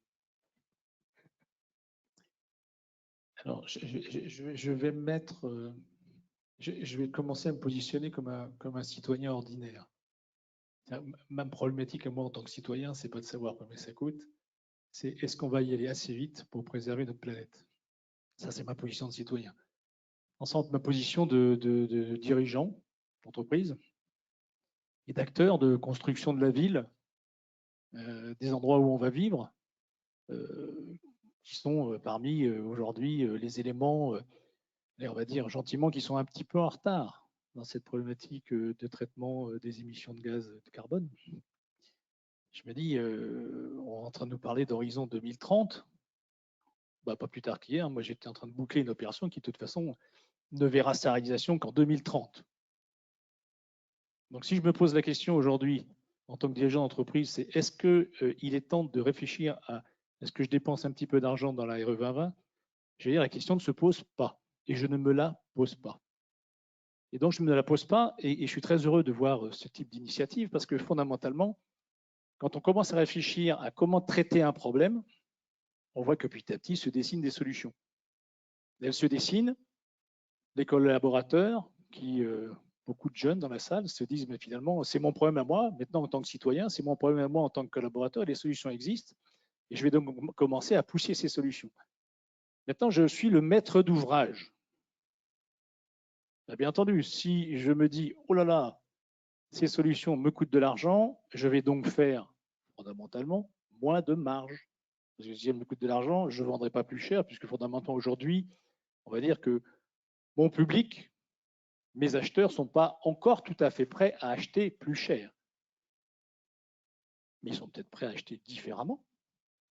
Ceux qui achètent des programmes conçus par Bouygues Immobilier, ben c'est très simple. Quand on conçoit des immeubles aujourd'hui de bureaux pour les années futures, quand on aura réglé le problème du télétravail pour savoir si on peut encore faire des immeubles de bureaux, mais c'est un autre débat. Bien. Les investisseurs à qui on va vendre ces bureaux, aujourd'hui, sont des investisseurs qui sont issus de fonds qui deviennent de plus en plus verts. Je ne vais pas les dire à mes investisseurs, la RE 2020, attendez, moi ça me coûte trop cher, c'est 10% plus cher, et je prends un exemple très très important, 10% plus cher, et je ne peux pas vous faire cet immeuble-là. Ils vont dire, écoutez, ce n'est pas mon problème. Vous le faites autrement, vous le faites différemment, vous enlevez les parkings s'il faut le faire, mais vous réfléchissez très tôt à comment le faire autrement. Je vais prendre un exemple très simple. On est en train de développer une opération, là, très importante sur la région parisienne, 120 000 m² de bureaux. 120 000 m² de bureaux, j'ai fait le même travail que le travail du groupe. J'ai dit, écoutez, moi, première étape, c'est budget illimité. Je ne veux pas savoir, de toute façon, vous n'avez pas le choix. Les bureaux vont être livrés, allez, au mieux à l'horizon 2026, donc c'est budget illimité. Puis, comme je ne suis pas un grand sachant technique, j'ai dit, bah, écoutez, ça sera peut-être du bois, des matériaux biosourcés, un équilibre par rapport à la préservation de l'environnement, un peu de biodiversité, mais voilà, vous mettez que tous les curseurs à fond. Alors bien sûr, la première action, c'est voilà, impossible, budgétairement, on va construire à plus de X au mètre carré, c'est pas jouable, c'est pas jouable. Vous avez 6 mois que les équipes travaillent. Alors évidemment, c'est un gros chantier, donc il y a beaucoup de monde. Mais les dernières manifestations, les dernières réunions, bon, le point d'équilibre, il est atteint. C'est-à-dire que bon an, mal an, on est bas carbone pour un coût d'opération qui va nous coûter un tout petit peu plus cher et on va chercher les autres curseurs économiques chez nos investisseurs, chez nos partenaires pour leur dire attention, oui, on est un petit peu plus cher, mais ce bâtiment, à l'horizon de la livraison, il est différent. Donc, il faut que nous, maîtres d'ouvrage, on soit pushing sur cette problématique-là. Donc, c'est une culture. Il faut acculturer nos collaborateurs, acculturer nos techniciens, nos ingénieurs, acculturer le monde qui nous entoure à faire sortir des solutions. Il faut, vous l'avez dit, acculturer les industriels. Les industriels, il faut qu'ils proposent des solutions. Il y a des moquettes décarbonées, il y a peut-être des carrelages décarbonés. En tout état de cause, il y a des escaliers béton qui commencent à être décarbonés parce qu'ils sont fabriqués avec du béton qui est entièrement sans ciment. Peut-être que ça ne fait pas plaisir à l'industrie du ciment, mais si l'industrie du ciment ne se met pas en route, bah, Bouygues Immo n'achètera plus ces escaliers. Voilà, c'est des directives précises. Et finalement, on n'a pas parlé de coût pour l'instant. Donc, il faut acculturer cet écosystème. Et ensuite, il faut acculturer nos acheteurs. Alors, l'acheteur d'un appartement lambda, il le paye déjà très très cher. Il n'est pas peut-être disponible pour mettre un peu plus cher à l'acquisition au mètre carré pour acheter un logement décarboné. Et puis, il ne le mesure pas encore tout à fait. Qui achèterait aujourd'hui une voiture, on ne parle même pas de voiture électrique, mais une voiture qui consommerait 30 litres d'essence au 100 ? Bon, personnellement, c'était ma première voiture. Ça ne m'a pas posé un problème majeur. Elle était d'occasion, elle consommait 30 litres au 100, ce n'est pas ce que j'ai regardé en premier. Qui achèterait une machine à laver qui aujourd'hui est étalonnée en bas de la ligne, ça doit être eux, le dernier coefficient. Bon, vous n'achetez pas ça. On n'a pas encore mis tout ça au point dans nos appartements. Alors, on va le mettre. Mais faites-moi confiance, dans 4-5 ans, l'acheteur socialement responsable, il va acheter ce décarboné. Tout ça pour vous dire que cette grande marche en avant, c'est comme je prends l'exemple pour mes collaborateurs, moi c'est une vague, quand vous faites du surf, c'est une vague. Voilà. Donc cette vague-là, elle nous pousse en avant, il faut monter dessus pour prendre plaisir à surfer sur une activité décarbonée. Si vous mettez frontal et que vous la recevez en pleine face, ben vous ne prenez pas de plaisir, croyez-moi. Bon. Et donc c'est ça qu'il faut faire. C'est-à-dire, je vais travailler demain et je vais trouver des solutions. En faisant ce type de manifestation, en faisant travailler le monde des industriels, que les maîtres d'ouvrage s'y mettent, en proclamant ce qu'ils vont faire. Bouygues Immobilier, on a proclamé qu'à l'horizon 2030, on aurait décarboné notre activité de 32%. J'ai dit à Guillaume, 32, ça ne me suffit pas. Donc c'est pareil, c'est budget limité, allez-y, décarboner l'activité au maximum. Et en faisant que nos acheteurs, commençant par ceux qui sont des grandes sociétés, aient une politique d'achat décarbonée. En clair, pour un maître d'ouvrage qui répond à des dossiers, bien sûr, il est confronté à un problème de savoir est-ce qu'aujourd'hui ça me coûte un petit peu plus cher, est-ce que mes donneurs d'ordre vont accepter d'acheter. Ça, c'est pour la partie privée. Après, dans notre activité, on parle beaucoup des problématiques de densité urbaine. On parle beaucoup d'acceptabilité de la construction. On parle beaucoup d'élus qui, finalement, ne savent plus trop si construire, il faut le faire, il ne faut pas le faire. Bon, j'ai entendu tout à l'heure, il faudrait peut-être faire moins. Non, il faut faire autrement. Il faut faire des quartiers qui soient décarbonés. Il faut décarboner notre activité au niveau du quartier pour aller vendre à nos élus des solutions qui eux-mêmes puissent revendre à leurs concitoyens. En disant, demain, vous allez choisir d'habiter dans un quartier décarboné. Voilà, vous allez peut-être payer un petit peu plus cher, ça va être différent, vous allez peut-être être un peu contraint parce que vous n'aurez pas le parking sur votre immeuble, parce que le parking il va être mutualisé et vous irez le chercher à peut-être 300 mètres de votre lieu d'habitation. Donc, il y a cette acculturation de nos collaborateurs pour aller vendre et de notre profession pour aller vendre aux élus, aux décideurs, ceux qui décident de laquelle forme aura la ville de demain, et finalement des solutions qui sont entièrement décarbonées. On est au début, voilà, la vague est en train de se former, tâchons de la prendre et de surfer dessus avant que ça soit un raz-de-marée. Voilà. Merci. Merci Bernard. Alexandra Lebert. Comment moi, j'avais une question à vous poser. Vous êtes au CSTB. La méthode, on est à un mois de la RE 2020, pile un mois. Ça démarre dans un mois. Mais il y a une question de méthode, de maturité. On a beaucoup parlé d'organisation. On a eu, au travers des 3 exemples, les 3 illustrations, il faut s'organiser, prendre en amont, gérer la data. C'est ACV qui revient. On en est où aujourd'hui de cette maturité de la RE 2020 à un mois du début de l'exercice?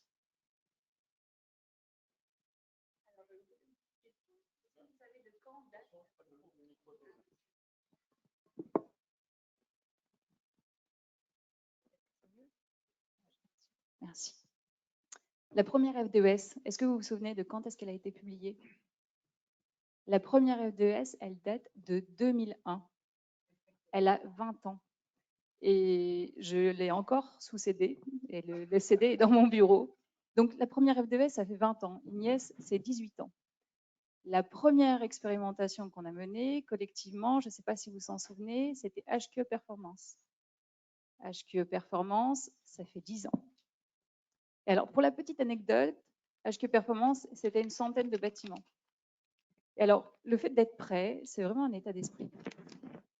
Je suis partie à ce moment-là, à peu près en 2010-2011, en conférence. Je suis allée présenter les premiers résultats qu'on avait sur les bâtiments. C'était de la statistique descriptive sur les ouvrages qu'on avait. En face de moi, il y avait des Allemands et des Suisses. Les Allemands, ils avaient déjà des classes. Et les Suisses, donc on parlait plutôt à ce moment-là encore d'énergie grise, hein, assez peu de carbone. Les Suisses, ils avaient déjà mis 2 seuils sur l'énergie grise. Et moi, j'étais complètement bluffée en me disant, mais c'est fou, nos voisins ont tellement d'avance sur nous. Et là, encore une fois, vraiment, le fait d'être prêt, c'est vraiment, encore une fois, un état d'esprit. Les Allemands, ils sont arrivés, ils nous ont montré les résultats. Tous leurs bâtiments étaient classés B. Clairement, ils s'étaient plantés dans leur discrimination de bâtiments. Et ils acceptaient complètement cette discrimination ratée en disant, c'est pas grave, on y retourne la prochaine fois, on y va. Et Minergie, moi, vraiment, j'ai regardé les seuils en me disant, mais aucun des bâtiments français ne va passer ces seuils-là, c'est atroce. L'année d'après, ils ont multiplié par 1,5 les seuils qu'ils avaient posés. Et pareil, ça a posé problème à personne. Ils sont allés dans ce positionnement en disant, bon, on se trompe et on recommence. Ça, c'était il y a 10 ans. Bon, en 10 ans, on a fait quand même un sacré bout de chemin. Ignace, effectivement, c'est quoi? C'est 2600 FDES et on a fait le ménage plusieurs fois. c'est 500 PEP. Il y avait à ce moment-là 2 outils sur le marché, il y en a une dizaine. Alors effectivement, on manque encore de données, on manque encore d'outils. On se fera encore des cheveux blancs et des nœuds au cerveau pour trouver les bonnes données, les bons outils au bon endroit. Mais clairement, pour moi, vu le nombre de personnes qui sont maintenant formées, avec qui on peut parler d'analyse de cycle de vie, sans passer pour des extraterrestres, oui, on est prêt. On est prêt. Il y aura toujours des détails d'outils, très bien. Il y aura toujours des détails. Effectivement, on a changé des choses sur les méthodes, très bien. Mais oui, on est prêt. Et puis, on se le dit, c'est de toute façon, il faut y aller. Il n'y a aucun doute sur le fait que cette RE2020, elle a toute sa place aujourd'hui dans le panorama. Et ça fait partie des outils indispensables pour la suite. Donc oui, on est prêt. Merci Alexandra. Moi j'ai une question pour Philippe à présent. Alexandra nous parlait de la première F2S sur disquette. Non, c'était sur CD. Et quand on regarde encore plus loin dans le rétroviseur, parfois on est tenté de se dire qu'on a mis plus d'une quarantaine d'années à apprendre à dompter les kilowattheures, l'efficacité énergétique, toute la grammaire de l'efficacité énergétique. Puis maintenant on se projette dans le futur et puis on se dit finalement on n'a pas beaucoup de temps si on veut réussir nos objectifs de neutralité carbone en 2050. 2050 c'est dans 3 fois 10 ans. 3 fois 10 ans, c'est 3 baux, c'est parfois un projet qui va être livré dans une certaine période. Donc, quand on prend du recul par rapport à tout ça, c'est normal que les gens se posent la question d'est-ce qu'on va aller assez vite, et puis surtout, est-ce qu'on va opérationnaliser, parce qu'on ne peut pas toujours avoir un budget limité sur tous les projets. Quelle est ton analyse? Alors, je vais remonter simplement à 10 ans, comme il vient d'être fait. Et il y a 10 ans, alors que j'animais déjà le plan bâtiment durable, je reçois de la part de l'actuel président du CSTB, Étienne Crépon, qui était le directeur de l'habitat, de l'urbanisme et des paysages, une lettre de mission. Il me dit, on est en 2011, avant la RT 2012, où elle commençait dans le secteur de l'immobilier d'entreprise, et il me dit, il est grand temps de réfléchir à la prochaine réglementation. Et donc, on monte un groupe de travail qu'on appelle, faute de mieux, RBR, Réflexion Bâtiment Responsable. On y met des gens venant d'horizons divers. François Berthière nous fait le plaisir d'y passer un peu de temps. Et on arrive tous à la première conclusion que le cycle des réglementations thermiques, il s'achève avec la RT 2012. Et qu'on va passer à autre chose. Et que c'est autre chose, c'est, à côté de l'énergie, un nouveau paramètre à prendre en compte, le carbone. Et quand on pose ça, on a un petit orchestre de chambre rebelle qui, 3 instruments, celui qui dit vous êtes fous, les gens s'intéressent à la maîtrise de l'énergie parce qu'il y a des enjeux d'économie, mais ils se fichent du poids carbone. L'instrument qui nous dit mais vous êtes fous, la filière ne saura pas faire. Et puis le 3e instrument qui ajoute, et puis alors le prix, le coût, n'en parlez pas. Bon. Et cette tonalité ne nous a pas refroidi du tout parce qu'on faisait alors l'expérience, et c'est mon 2e signal, on faisait alors l'expérience de l'entrée en vigueur de la RT 2012 où on nous avait dit ça va coûter des masses et on ne saura pas faire. On a su faire et les prix des ouvrages RT 2012 ont été assez vite maîtrisés avec une courbe d'apprentissage prévue par le dispositif. Et puis 3e signal, et après je réponds à la question, c'est un groupe récent, il y a 1 ou 2 ans, que je réunis avec la Banque du Territoire pour réfléchir à la rénovation des écoles. Et on met plein d'élus locaux à travailler avec nous, on les réunit pendant plusieurs journées. Et on fait un classement des sujets qui sont pour eux des difficultés pour entrer dans la rénovation de leur parc éducatif. Et bien, la question du financement, elle arrive en point 5 ou 6. Avant, c'est tout ce que vous avez dit ici, c'est-à-dire c'est des questions d'organisation, c'est des questions de maîtrise de la connaissance, c'est des questions de travail en équipe, c'est des questions du quel choix je fais, quelle priorité je m'assigne, par où je commence, à qui je fais appel, etc. En somme, on est en train de vivre quelque chose qu'on croit un peu compliqué. Ces complications, on les a déjà vues, on les a maîtrisées. Et moi, en écho à ce que Bernard Mounier disait en introduction, ce que je pense très fort, c'est que ce n'est pas la réglementation qu'on va mettre en œuvre qui est compliquée. Ce qui est compliqué, c'est les circonstances climatiques auxquelles la réglementation est un élément de réponse. C'est la situation de véritable gravité dans laquelle on se trouve et auquel il faut apporter des réponses. Donc moi, je suis assez enclin à dire que, évidemment, on n'est pas prêt. C'est normal. Comment est-ce qu'on veut qu'on soit tous prêts à mettre en œuvre quelque chose qu'on ne connaît pas encore? Comment est-ce que l'analyse du cycle de vie dynamique, tous les bureaux d'études la maîtriseraient aujourd'hui? Non, ce serait invraisemblable de penser ça. Donc on n'est pas prêt, mais on va être prêt. Il n'échappe à personne que la réglementation environnementale, elle a un processus d'apprentissage. Et les exemples qui ont été montrés révélaient qu'avec un surcoût entre 3 et 7%, on se projetait déjà à la marche 2025 ou à la marche 2028.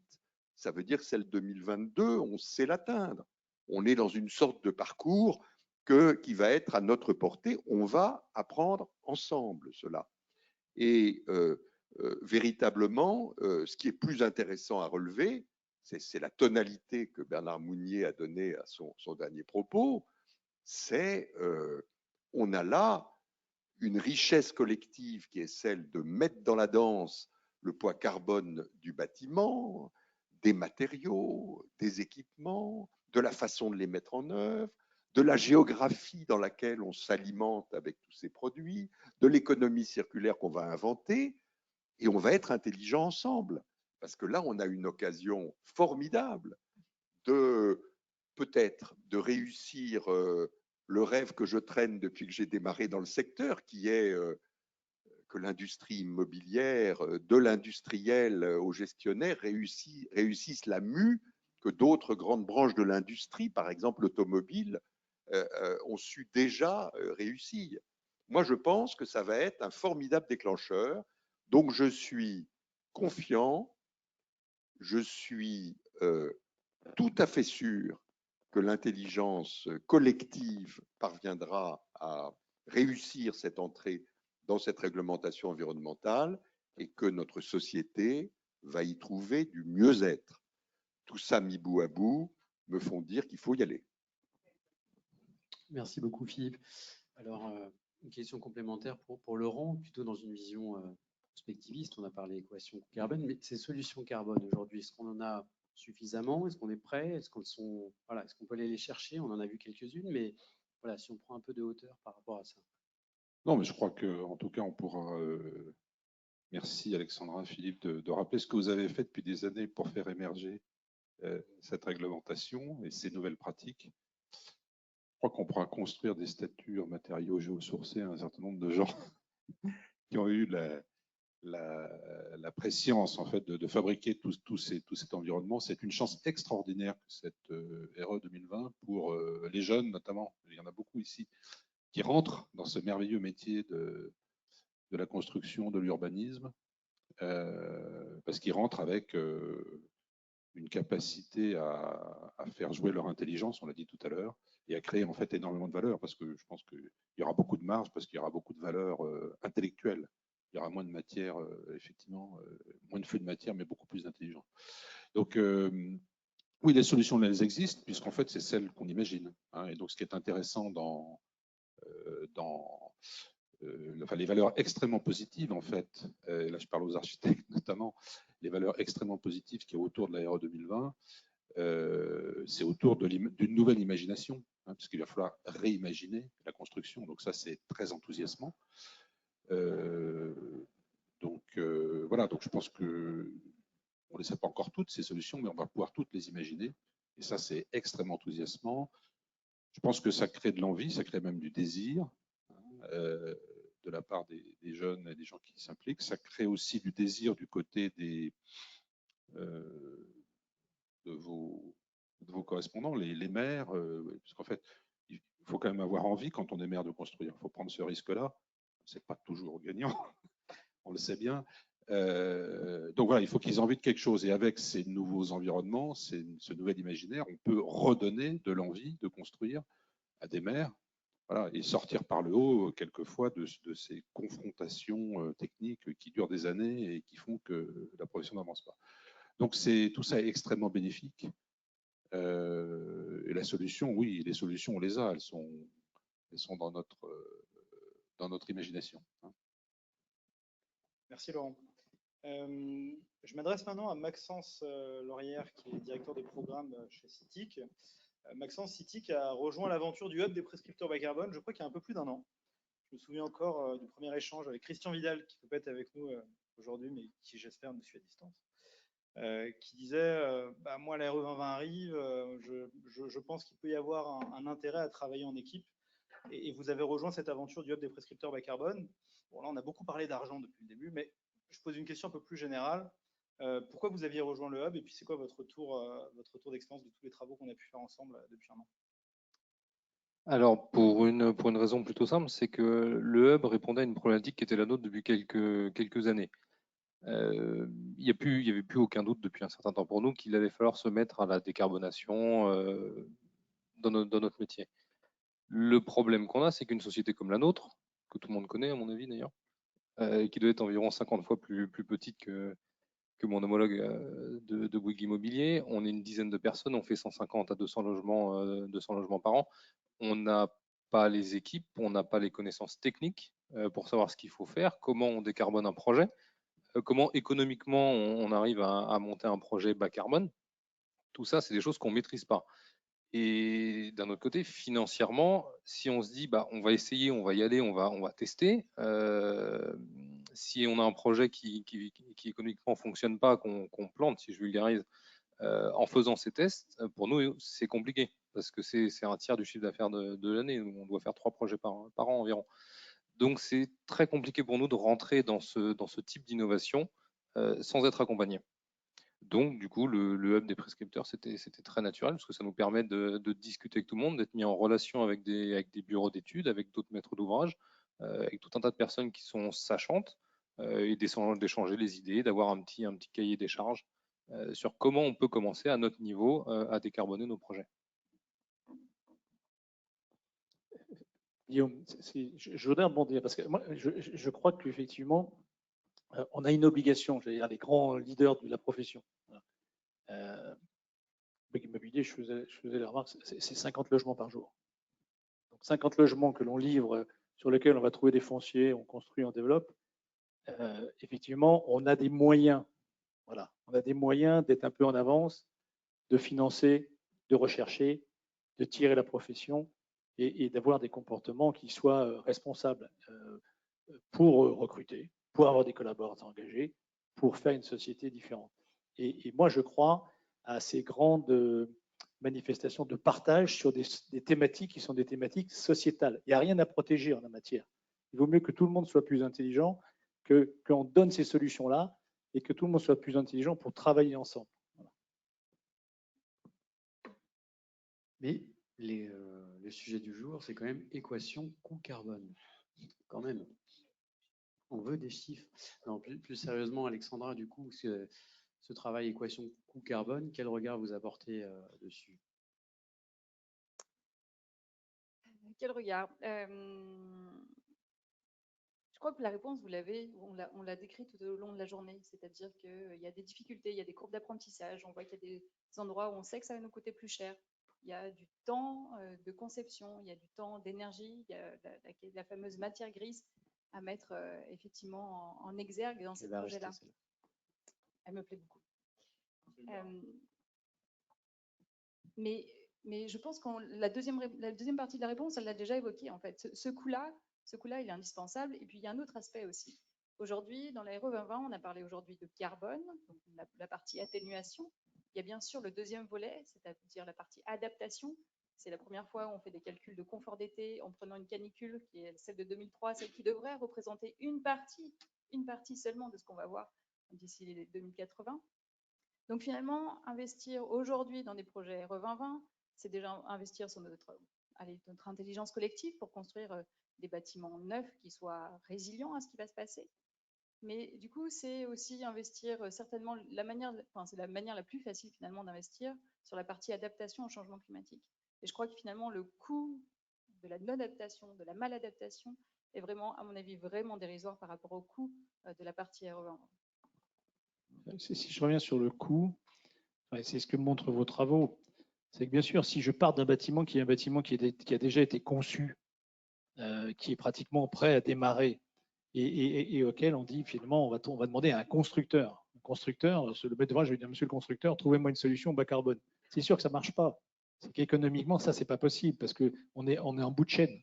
On est en bout de chaîne. On peut demander aussi au carreleur de trouver une solution en carrelage bas carbone. Lui-même, il ne va pas la trouver. Plus je descends dans la chaîne, plus le coût de la transformation de l'ouvrage va être cher. Plus je remonte en amont, moins ça coûte de l'argent. Et moins ça coûte de l'argent parce qu'il y a quelque chose qui est très important quand on met d'ouvrage, c'est le temps. Ce qui nous coûte le plus cher, c'est le temps. Je ne vais pas dire qu'on est prêt à acheter des coûts de construction à n'importe quel prix, mais non, parce que sinon je vais avoir des équipes je vais me faire battre à la sortie. Mais fondamentalement, prenez l'équation temps comme étant une équation importante. Si on a des solutions, qu'on a réfléchi à des solutions, qu'on peut les trouver très très vite. Je donne un exemple que je donne à mes équipes. Je reviens sur le problématique de l'escalier préfabriqué en béton bas carbone. Moi, j'ai fait un tour de France il y a quelques temps et j'ai visité, pas l'ensemble, mais j'ai visité toutes les agences de Bouygues Immobilier en France et en Pologne, un peu partout. Mais je prends la France. En France, dans les immeubles de logement assez simples, 3-4 étages, il y a des escaliers hélicoïdaux. Dans tous les programmes, ils sont tous pratiquement différents. Pas beaucoup. Le flux un tout petit peu différent, la dernière marche un tout petit peu différente, etc., etc. Et quand je pose la question, est-ce qu'ils sont faits avec des matériaux en béton bas carbone, on me dit non. Pourquoi? Parce que ça n'existe pas, c'est trop cher, c'est pas assez performant. Quand on gratte un tout petit peu en ingénierie, on voit qu'il y a aujourd'hui des entreprises qui sont en train de fabriquer des bétons qui pour l'instant ne sont pas homologués, qui ne sont pas coulables immédiatement en in situ, mais qui permettent de faire des ouvrages préfabriqués sous prétexte qu'on les laisse sécher un certain temps. Bien. Si moi, maître d'ouvrage, je dis à partir d'aujourd'hui, je n'achète que des escaliers bas carbone, que je passe un contrat cadre avec des fournisseurs, que j'achète non pas un escalier par un escalier, mais j'achète des lots de 5000 escaliers. Je vais, les acheter moins cher.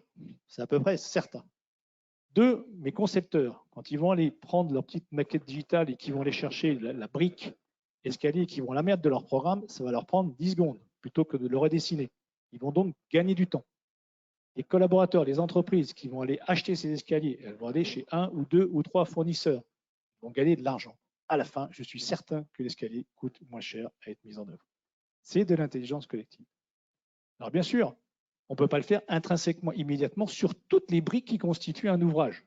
Mais on peut commencer à distiller certains éléments les uns après les autres pour faire que la production qui arrive aujourd'hui et qui est déjà un petit peu en retard, puisqu'elle n'est pas à bas carbone, eh bien on instille dans les modes constructifs, et c'est ce qu'on voit. On voit des constructeurs qui commencent à faire des variants de bois, des variants de béton bas carbone. Et puis petit à petit, les maîtrises d'ouvrage et les maîtres d'ouvrage vont transiter vers cette conception bas carbone. Les pouvoirs publics vont imposer des conceptions bas carbone et les investisseurs n'achèteront plus que du bas carbone. Donc c'est ce mouvement-là qu'il faut démarrer. Merci Bernard. Philippe, je crois que oui, sur ce même sujet du coût, moi je repars de cette réunion avec, après avoir reçu une très bonne nouvelle, qui est ce pourcentage de surcoût théorique qui a été calculé par les 3 équipes. Je redis, entre 3 et 7%.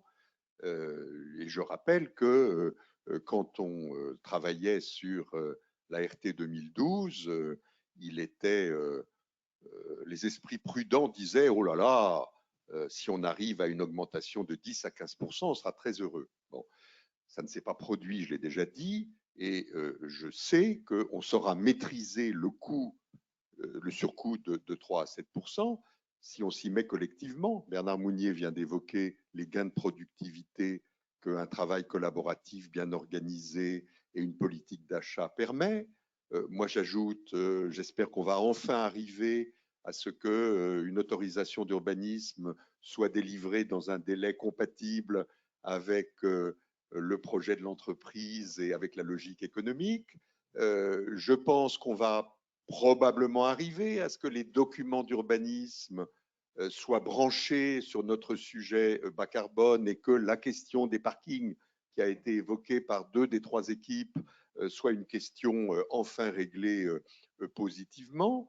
Et puis les industriels, c'est Alexandra qui évoquait cela, je pense qu'ils vont s'y mettre à préciser la donnée et les fiches, les FDES vont avoir du sens très vite et maîtriser le poids carbone des équipements qu'ils décrivent.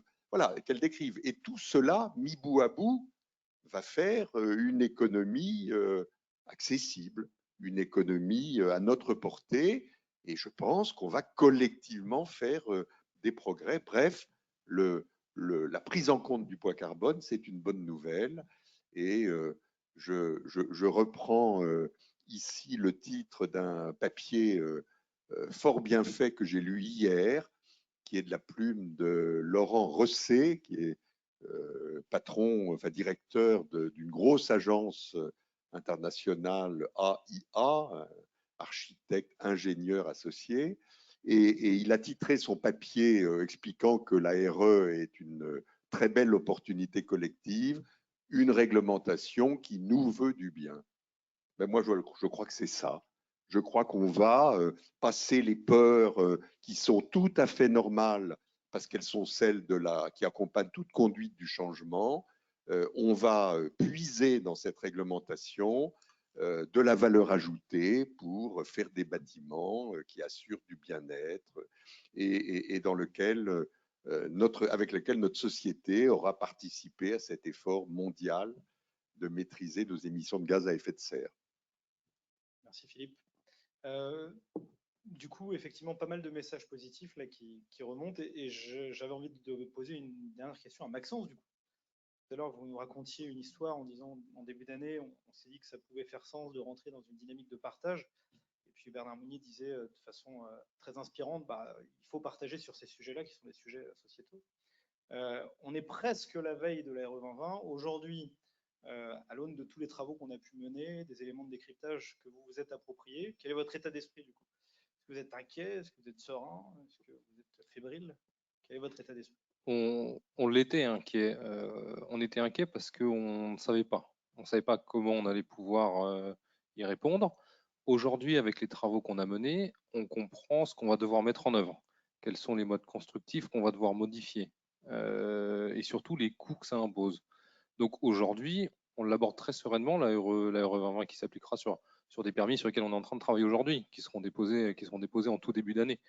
Donc aujourd'hui, sur les permis sur lesquels on travaille, on a déjà intégré toutes ces choses-là. On est déjà en train de les intégrer. Donc avec le retour d'expérience qu'on a de cette dernière année avec vous, on l'aborde de façon très sereine. Parce que maintenant, on a les clés, on a une partie des clés, en tout cas pour la version qui s'appliquera là au 1er janvier, pour pouvoir y répondre. Merci beaucoup Maxence.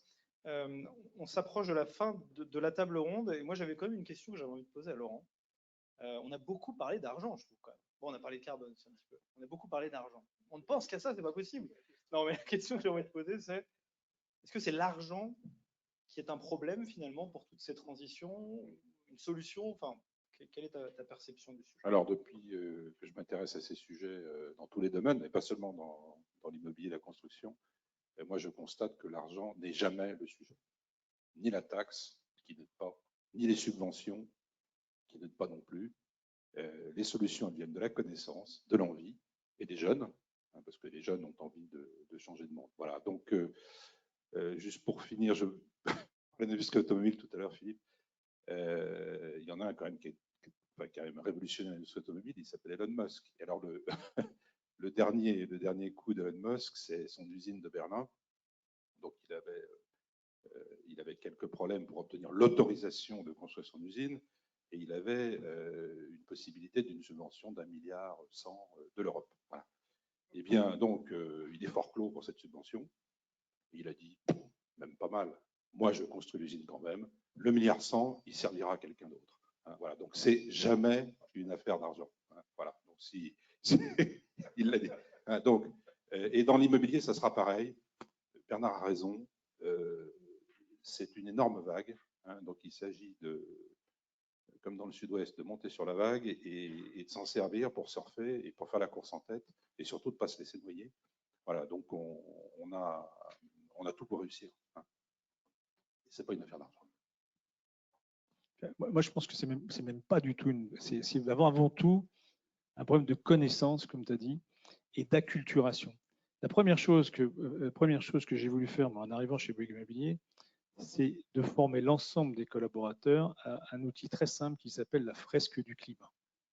Vous faites la fresque du climat, vous comprenez enfin, de façon assez simple, pourquoi cet écosystème interagit, que si on ne fait rien, alors on ne va pas parler, les scientifiques disaient dans 100 ans, mais maintenant on ne parle plus de 100 ans. Voilà, on parle de dizaines d'années. Voilà, on parle de 2030. Bon. Donc, quand l'urgence climatique est là, quand l'urgence sociétale est là, je crois qu'il ne faut pas parler d'argent, il faut réunir les intelligences collectives. Et l'homme s'adaptera.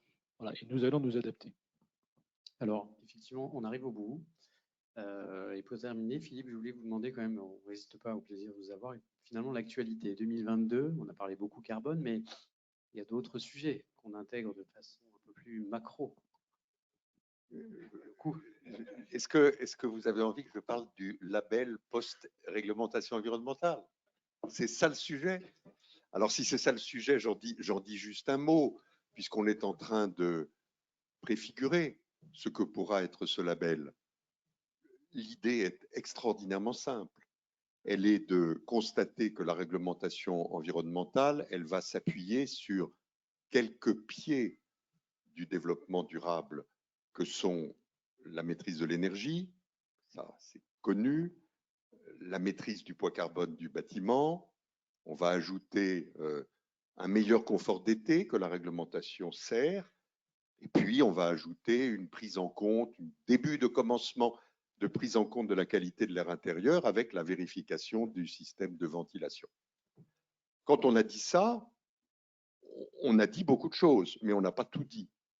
Et on pense que les acteurs, pas seulement les très grands acteurs, les acteurs du bâtiment et de l'immobilier ont envie de pouvoir associer à cette réglementation d'autres thématiques, même si la marche qu'on leur fait franchir dans le label est une marche très modeste, pour commencer. C'est-à-dire le mot biodiversité qu'on entend partout. Est-ce qu'on ne peut pas essayer d'imaginer, à commencer à relier biodiversité et bâtiments nouveaux? Il était évoqué tout à l'heure des problématiques d'économie circulaire. Mettons un pied dans le sujet. La mise en réseau du bâtiment avec son environnement, avec les mobilités, la personnalisation du bâtiment dans sa région en fonction du caractère des constructions qu'on y trouve, etc. On a, et la qualité de l'air et des problématiques de santé, etc. On a évoqué 7 thématiques qu'on a mises à la discussion. Elles ont été très largement plébiscitées par les très nombreuses réponses qu'on a eues. Maintenant, on est en train de mobiliser les associations qui portent des labels pour qu'elles se saisissent de cela, qu'on mette en place une gouvernance simple pour construire ce label. Et l'idée, c'est en somme de dire, ajoutons le bien-être par tous ces paramètres à la construction bas carbone, bas énergie qu'on va fabriquer, et faisons-le modestement, une première marche simple pour cranter la thématique dans le bâtiment. Il y aura des gens qui iront plus vite que la musique. Je pense que Bouygues Immobilier, il n'y aura pas besoin de les inciter à courir devant la locomotive. Ils le font déjà, ils continueront à le faire, mais c'est très bien comme ça. Mais on va entraîner la totalité de la filière du bâtiment et de la construction vers cette ouverture du champ et, à mon avis, pour la grande satisfaction des occupants de ces bâtiments. Voilà, en somme, on se sert de ce grand changement que représente la réglementation environnementale pour dire, posons dès à présent les jalons qui seront ceux des évolutions à venir. Un grand merci à vous. Je crois qu'on a le temps juste avant qu'on conclue le tour de table, on a le temps de prendre une ou deux questions choisies en live. Est-ce que certains d'entre vous souhaitent poser des questions ou est-ce qu'on a éventuellement des questions en live qu'on souhaite faire remonter? On peut en prendre une ou deux si vous le souhaitez. Je la retranscris si ça te va.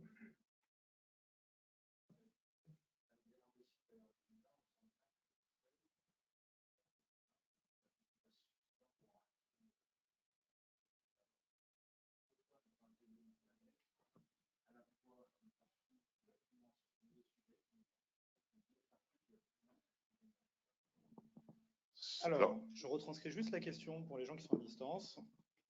La question qui était posée, c'était, on vient de parler ensemble de la suite, notamment du label. Merci Philippe d'ailleurs pour le point d'actualité. Et la question qui était posée, c'est finalement ces seuils progressifs, on va être de plus en plus performants dans la durée. Est-ce que ça va nous permettre de réussir tous nos objectifs, notamment de neutralité carbone? Avec peut-être un postulat, on va y arriver ou pas. Bon, en tout cas, est-ce que cette progressivité suffira pour réussir notamment nos enjeux de neutralité carbone? La question qui était posée finalement, c'est est-ce que ce label va valoriser les gens qui vont plus loin ou pas? Est-ce qu'il devrait ou pas le faire? Alors la réponse est affirmative, c'est-à-dire qu'à côté des champs thématiques nouveaux qu'on insère dans le paysage de l'acte de construire, le label prendra en compte ceux qui veulent aller plus vite que la courbe d'apprentissage prévue par la réglementation elle-même. Et tout à l'heure, on a évoqué des gens qui se posent déjà en 2025, d'autres en 2028. Oui, le label en rendra compte. Très bien. Bah, écoutez, je vous propose qu'on s'arrête là. Le temps va nous manquer. Un grand merci à l'ensemble des intervenants pour cette table ronde qui est extrêmement riche et je pense qu'on peut les applaudir.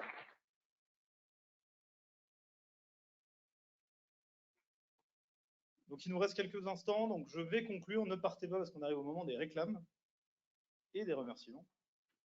Bon, tout d'abord, évidemment, un grand merci aux intervenants pour cette table ronde qui a été très riche, qui nous a amené dans le passé, qui nous a amené dans le futur, puis qui nous a fait prendre du recul, en fait, tout simplement sur une question qui est légitime.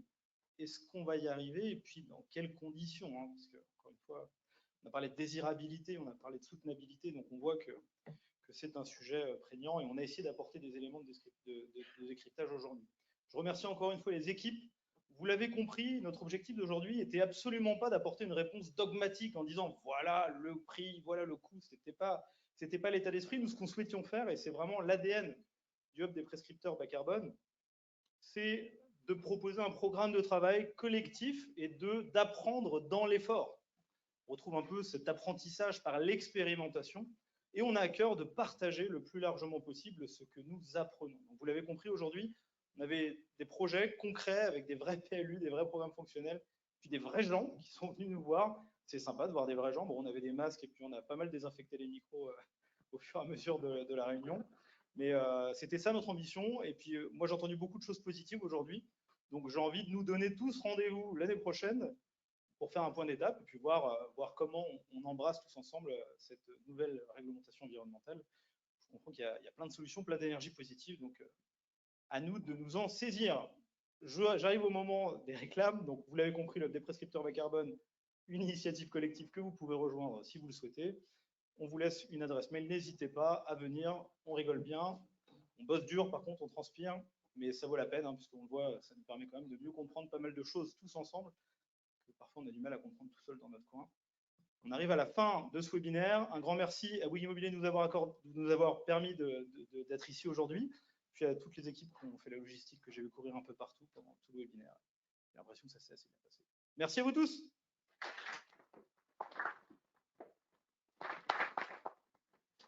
Et je finis quand même par une toute petite dédicace à Cécile, qui fait un travail d'animation au quotidien extraordinaire.